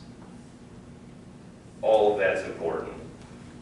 Yes, it's very important to manage development, but it's also important to allow people to use their property as they see fit, as long as they're not hurting other people. Thank you. Thank you. Okay, I have another question related to zoning, so it might be slightly similar, but if you can, I guess just be a little more concise in answering the question. So, George, you, whether a minor infraction or a major issue, how should zoning be enforced? And then secondly, how should the township's police or general ordinances be enforced? That's the last question. That is until Tony has one. There is latitude and discretion with zoning enforcement. whether it is a standard ordinance or whether it's a police power ordinance. And as I mentioned earlier, sometimes common sense comes into play. What I haven't mentioned is one glove does not always fit all. And there are extenuating circumstances, no matter what is actually written on paper. There are stories, there's extenuating circumstances, and they need to be heard. An example that I give often is a speeding ticket. Speed limit says 70. Well, technically, if you go 71, you can be issued a ticket. State police, sheriff, whatever, can give you a ticket if you're going 71. But that's not reasonable. That's not common sense. Usually now, if you're going 77, 78, that's when you'll be given a ticket. If you're going 74, 75, you may be stopped, given a verbal warning, say not do it again.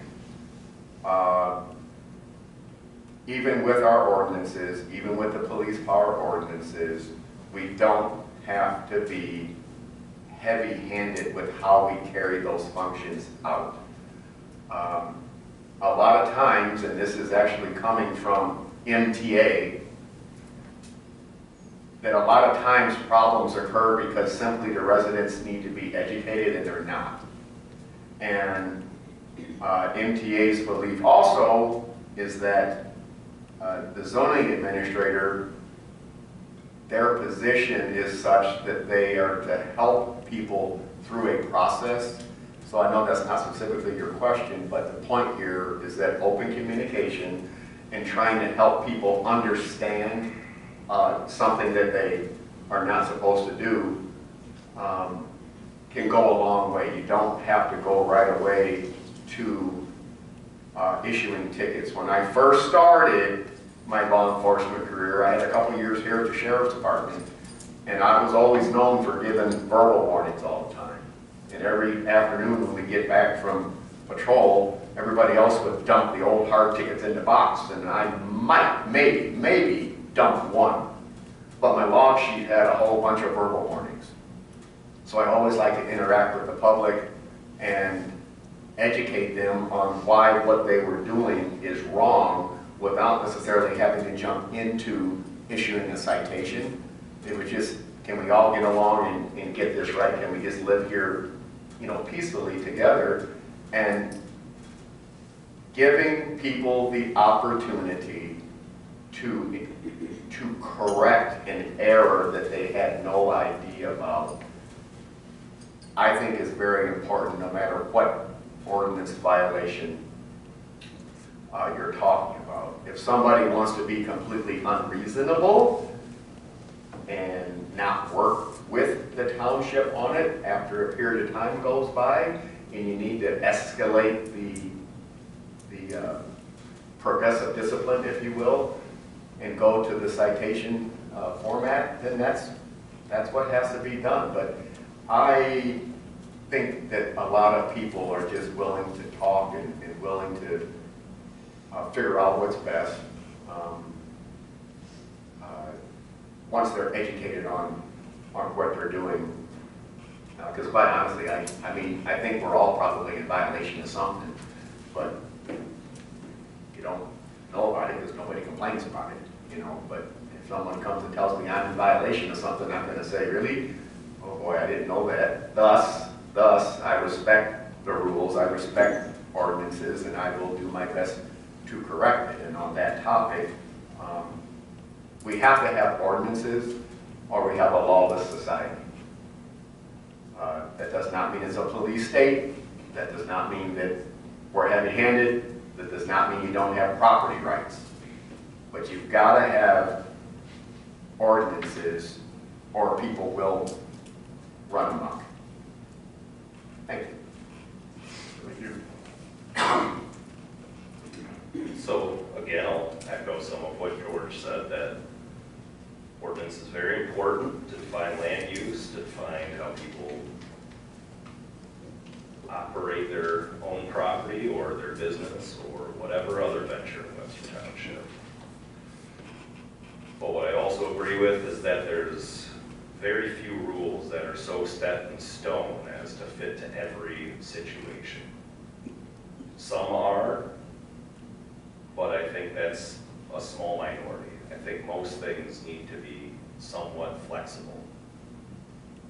Not necessarily flexible in how things are interpreted, but flexible in how things can be changed, how things can be administered. I'll take the example of, again, the animal ordinance as it was written. People were getting furious because they were being told they couldn't have chickens on their 4 acres or whatever. They were furious because that young woman came in and was told, after she gave a beautiful speech about how much she loves raising chickens, but only has 3 acres, that is she aware she can do it on 5? What I was wondering in all of that is, why not just stop enforcement of it until you fix the issue? You knew it was a bad ordinance, and that is something that's going to come up sometimes. Things change. Society changes, life changes, the realities of people's lives change. It has to be somewhat flexible. There can't just be a rule that can never be at least examined to see if it can be made better for residents, more allowing for residents, because in doing so and compromising wouldn't detract from their neighbors' livelihoods or enjoyment of their property. I think it's important to listen to everybody's concerns, the people that are complaining about something, the people that are being complained against, and see what those uses are, what the base issue is. Things can change. I think it's something that is slow when you get to local government like this, but things can change, and I think that's the important things. Being able to look at these ordinances and see if they still make sense.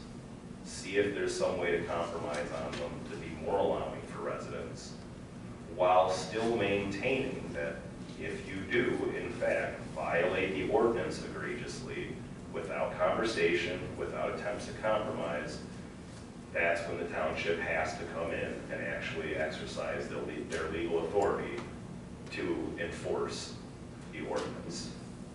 It is my opinion, though, that ordinance needs to be somewhat flexible and changeable because it's a living document. It's always going to change over the years due to circumstances. I also believe it's important to not insist on bad policy staying. Allow those changes to occur naturally and simply. Not to impose ordinance that is going to be viewed by really anybody as weaponized against them, forcing them to do something that's expensive or untenable. And again, just looking for those compromises, looking for ways to make things allowable without being so strict as to say every single word here has to be followed to the T, or you're going to get sued. Thank you. Thank you. We've got roughly 3,300 parcels in this township. The report that our enforcement officer publishes every month shows how many issues there are. It's a relatively short list. My strong belief is that enforcement should be done by complaint. If 2 property owners are next to each other and somebody is outside of the rules, whether it's a setback or a use, whatever, if the 2 folks doesn't bother either one of them, it shouldn't bother us. So strongly, I believe enforcement by complaint. I did participate in one of the MTA trainings, I believe it was last week, now you know, and it was all about this very topic. And we do have judgment as to whether or not we enforce, and we should use good judgment as to whether or not we enforce. We should negotiate with the violator and try to improve the situation as much as possible, but we shouldn't be spending hundreds of thousands of dollars trying to do something when it doesn't make fiscal sense. Yeah, negotiate. And I'll just close with this. I've had the privilege to work with several enforcement officers and several zoning administrators, and when somebody calls in to complain about their neighbor, the first question always is, did you talk to your neighbor? And the answer is always no. Talk to your neighbor. Anyway, thank you. Thank you. Okay, that was technically the last question.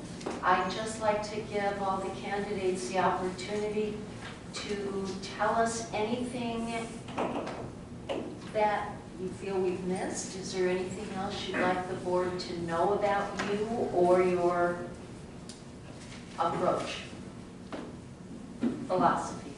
Who's up? George. Peter. Peter? Oh, Peter would be? Yeah. Well, you'd rather, okay. No, I don't care, I can, You call in order, George. I know. You I can be know. the anchor, George. the only thing I want to follow up on is actually the last question. I sidetracked myself with part of the answer pertaining to the discretion with enforcement and the speeding analogy that I gave. What I failed to mention was the reason we have a judge is because the law says 70 miles an hour. And you were given a ticket for going 80. And you can take that to the judge, and the judge knows that it says 70, but the judge is going to say, well, what's the story? And if they gave the story, and the judge accepts the story, he can throw the ticket out.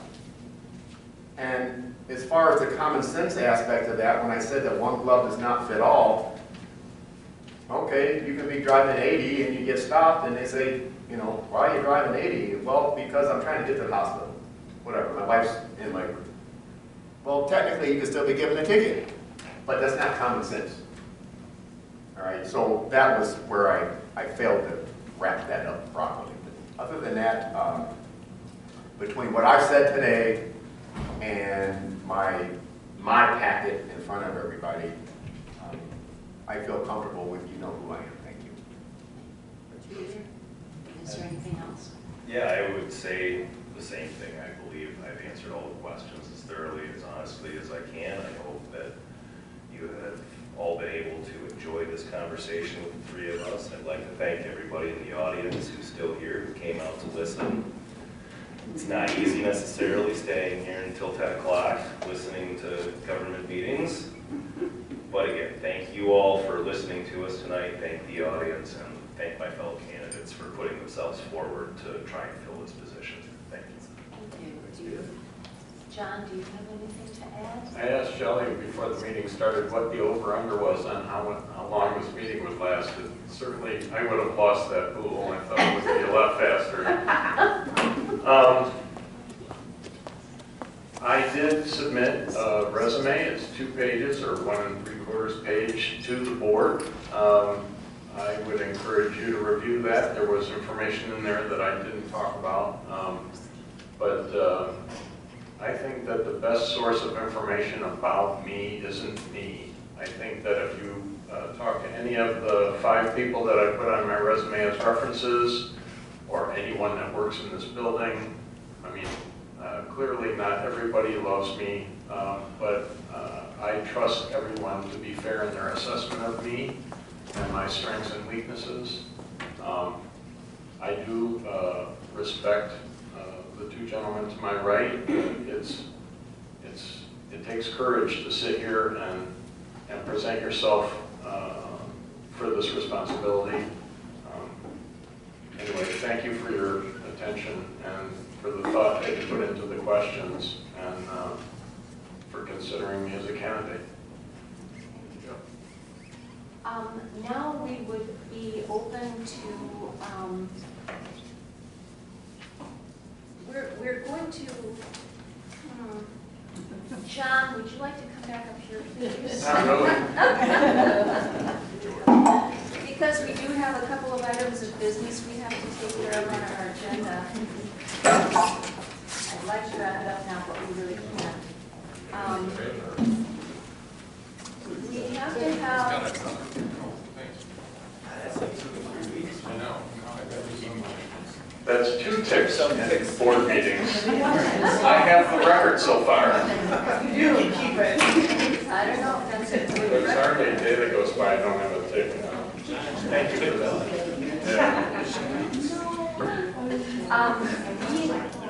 At this point, I'd like to let you all know that the resume materials will be put out at the discretion of the candidates with proper redactions on our website, okay? And I will be in contact with candidates to see what they want done.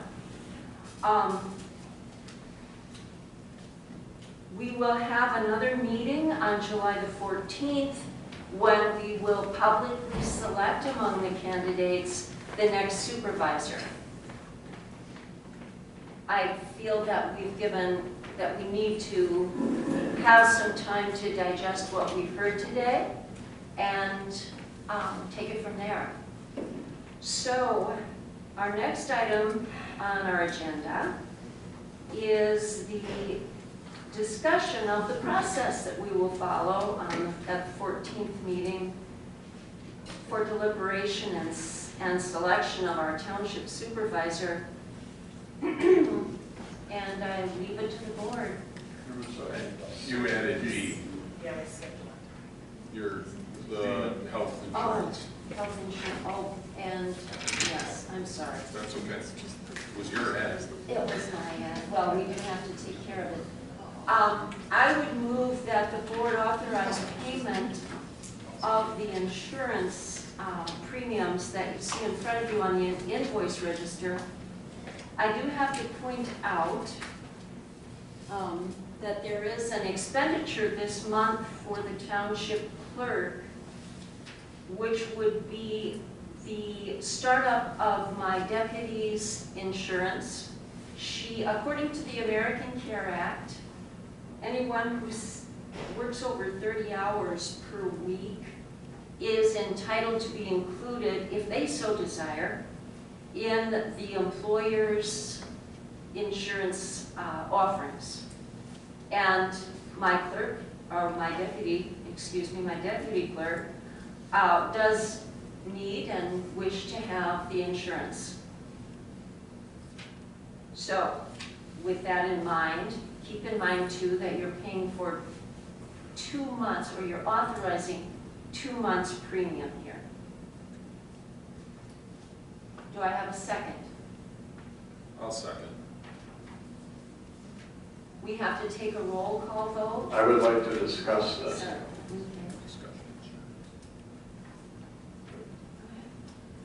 So, So, this is one of these times when I get to demonstrate difficult conversations. We have a budget for the deputy clerk that this board adopted for $31,930 per year.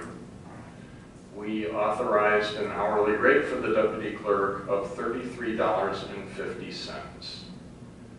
If you do the math, which I've done, that works out to 18.3 hours per week that we've budgeted for the deputy clerk, which is far less than the 30 hours that is required to be eligible for health insurance.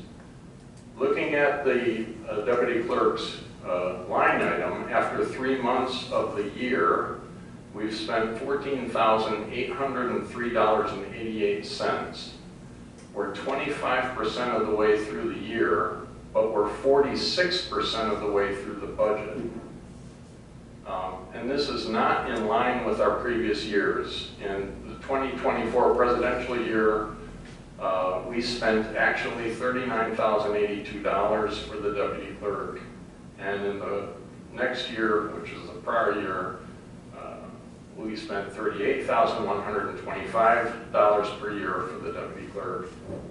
We're already at half that much just after 3 months.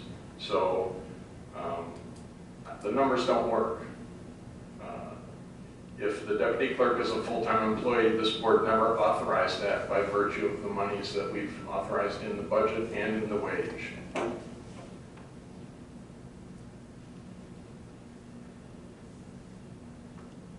Okay. I would like to point out to Mr. Scharf, our treasurer, that in the years that he has pointed out, you did indeed spend far less on your deputy clerk. However, we now have a situation where I have asked them, meaning the deputy clerk and the assistant, to perform many more duties to catch up with the automated, digitized world that we live in. We now have a weekly, or monthly, I'm sorry, we now have a monthly newsletter that the deputy clerk mostly puts together. We now have a website that is being updated and upgraded, and the deputy clerk puts that together. We have an email blast that does work and does put out information. Please sign up for it. I think we only have about 500 members on our list, but we would love to have the entire township. And again, the deputy clerk is the one who is doing this. If the residents wish to have these services continue, the clerk's office must have a full-time deputy available to her or him. This is an issue that I had hoped to address before now, but we've been sidetracked by other things. And I fully intend to put it on our agenda, that as well as updating our employee handbook in July. However, Ms. Kalija needs her health insurance. According to the American Care Act and our ordinance that this board passed, we owe her the opportunity to sign up for our insurance, and we will have to adjust our budget accordingly.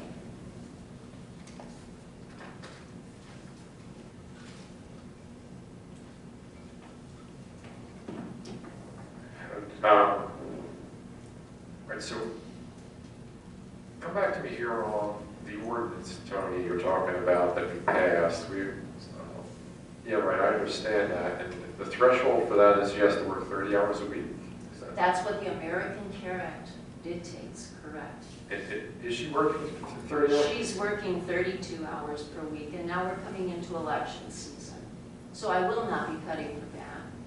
Perhaps Mr. Sharp would be willing to donate some of his deputy's time to the clerk's office since he is not utilizing her. What do my other board members think here? I mean, I don't like withholding health insurance. 9,000 is a notable number, but it also sounds like our ordinance requires that she be offered that at 32 hours a week. Correct. It does I don't know the ACA language, but does it require an average over time? Yes, and she has She's been met the working. average, okay. She's met the average.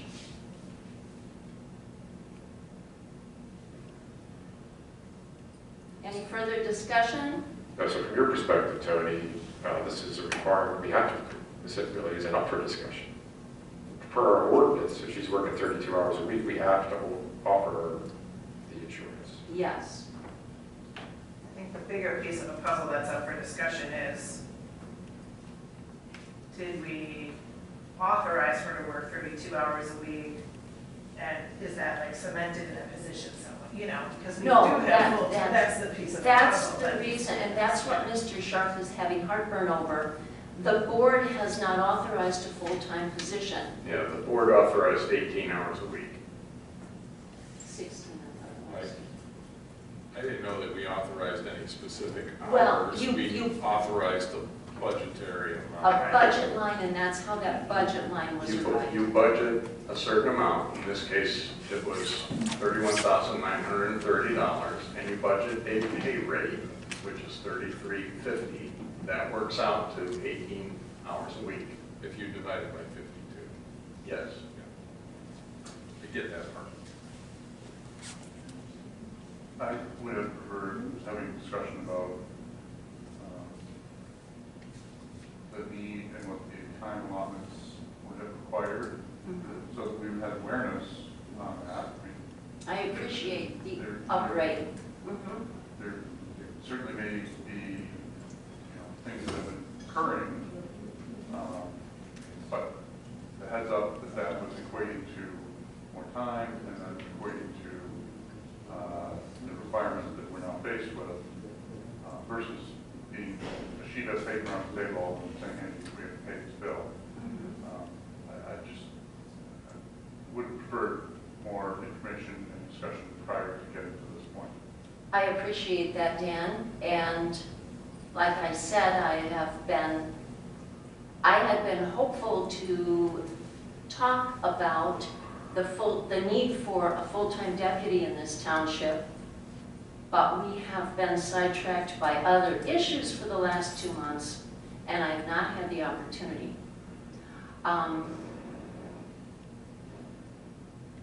I'm not sure, again, I'm asking forgiveness instead of permission, because I do need this full-time deputy. And I would agree, particularly with the election season upon us, that there will be a definite need in that arena. So we'll have to do some budget amendments, and I don't know if the line item for elections would help cover some of that, or if that's completely spoken for, if you will. No, it will help cover some of that, yes, as we move into that and we start shifting costs over to that. We will still, in all honesty, if after I'm gone, she continues as a full-time deputy, and I have every hope she will, so that the services to the residents can continue, because as you're fully aware, they were not there prior to my coming, okay? We've digitized almost all of our records now, so they're available, and soon will be available with the documents on demand to the public, if they so desire to look at it. Like I said, we have the newsletter, we have the email blast working, and we have the website that's consistently updated. Those services will fall away if you cut the future clerk back to what is in essence a half-time employee.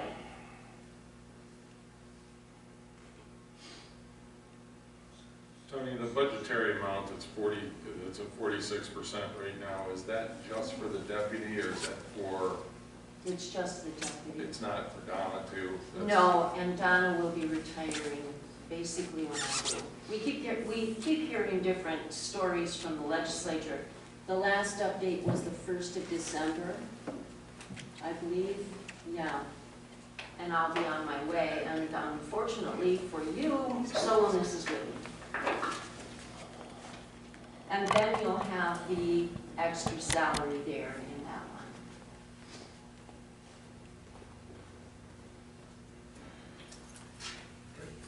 You have a motion in a second, right? Yes, we do. Any more discussion? Well, I mean, it sounds like something we need to discuss at our next board meeting. We A don't. proposal. A proposal, yes, to create a full-time Yeah, not deputy the position. $500. No. Okay. And we also have to update the employee handbook.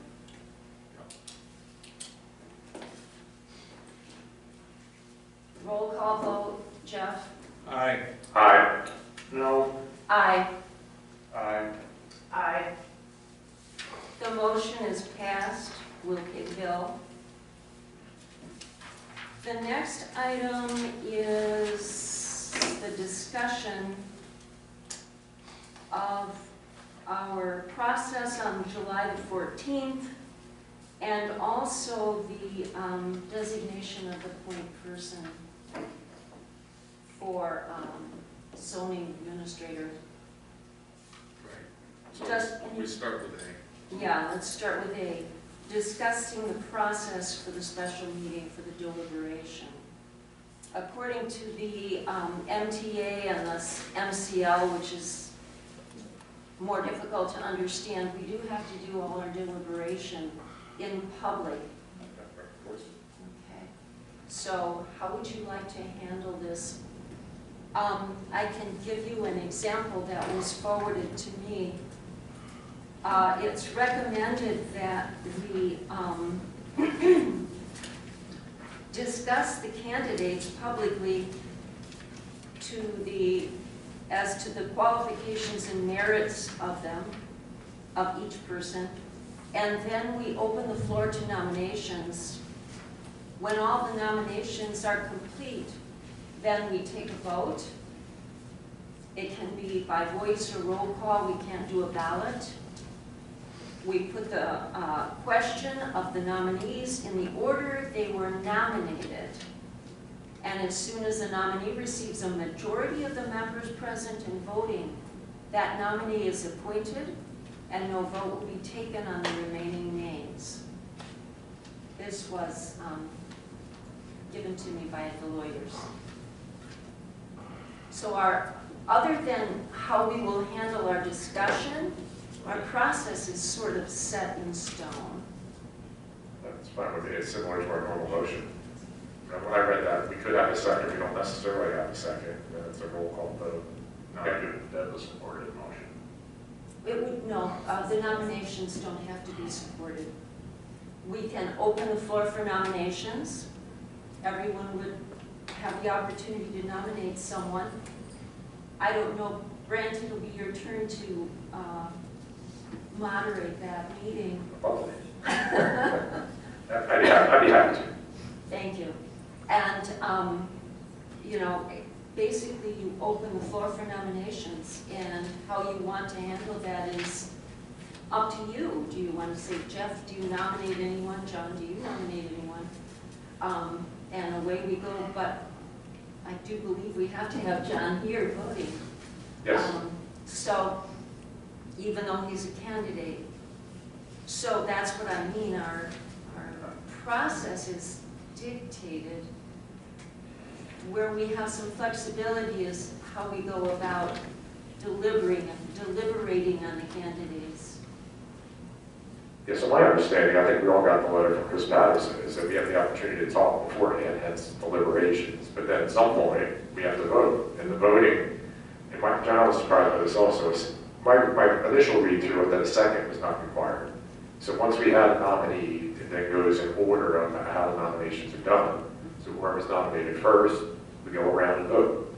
And then if the majority happens on that vote, then that's it. If there's not a majority, we go to the next nominee. Right. But if there's any, did you want to talk about how you want to deliberate, comment on the employees or the candidates? I'm sorry. Yes. I don't know. It's up to you. Yeah, I mean, we can have, conversation, express their points of view, pros and cons. Ultimately, decision is made through a motion and vote, and that's where you determine who you invite. Correct. So it may not require a lot of discussion unless someone has, incredibly strong feelings about a particular candidate that they want to express to ensure or try to sway others before a vote's taken, and that's up to each board member if they choose to do that. Okay. Yeah, it's like all of our normal discussions. In many ways, and it's all the same opportunity to talk and discuss is afforded to every board member. And then, Jeff, you wanted to, so are we good with how that, okay. And Jeff, you wanted to talk about the zoning administrator and lack thereof. I did. So along those lines, I know that, John, I know you've been contacting people. I just really wanted to get something in place that's official, that somebody is working on that, whether you want to do it yourself or I'll help to call agencies to try to get somebody at least temporarily to come in. Yeah, my thought was is that the short-term urgent need is we need a competent person to be able to review and issue permits. Great. So we're not trying to find a zoning administrator, we're not trying to find a planner, we're just trying to triage the situation. Exactly, and I just wanted the board to talk about that, so it's official that we have somebody doing that, moving along those lines to get somebody, at least get an hourly rate or whatnot for somebody coming in and saying, yeah, you have the authority to do that, let's get that. And if it's just you, or I don't know if the board wants to have multiple people talking about it too, I think would be decent to discuss it. Are you volunteering? Well, I can't. I was about to say, it sounds like a motion. Yeah. Let me ask, are you asking for authority to select No, interim? just to get some numbers, if we can get anybody to give us, listen, we'll do reviews for X amount for hourly rate. To fill in while we put out a RFP. And you are wanting to get that information from, whether it's a Colorado Boardman, having some consultant Yes. provide X number of hours. Yes. to a Exactly. Minimal, job. Right, and an as-needed basis, kind of, and just give us an hourly rate of what it would be to review it. And with the understanding that this is just temporary, so we can start to get somebody coming in and doing these things. Along those same lines, I was thinking about it, and I will offer up that I will come in and do some of them to get them, some of the technical ones, it's going to be a learning curve for me, but my background is construction. I'm willing to come in and clear some of the ones out of here because the residents should not be held up if there's not an issue with their setbacks and all the other stuff. But again, I have to review the process, and I can't do it next week because I will be gone. But after that, I'm willing to start doing it. But of course, if the board wants it, they have to authorize me to do it. Yeah, right, our zoning ordinance has that as an appointment. Well, and you have to think too that, and Jeff hasn't addressed this with me, okay, this is just coming from Tony. He needs to be compensated for this, and how much will we compensate him? Or the residents, how much will they compensate him for performing this duty? Because unless he's, I strongly suggest he not volunteer his time. Yeah, understood. John, do you have a feel for this as to how available is somebody to drop in the next 2 months or 3 months? I'm cautiously optimistic that we can find somebody that will give us a day a week. I'm not confident that we're going to find somebody to sit in that chair the whole time we're open. But right now, like the way I view this is triage. It's not, we're not going to be doing the job perfectly streamlined, but we're not going to hold people up either. Yeah, fair enough. And I surely don't want to do it in perpetuity. Yeah. No, we're happy for the help. You're out here in interim. Yeah, stopgap, that's it. Just to keep things going. Stopgap. So, let me understand, Jeff and John are volunteering to find a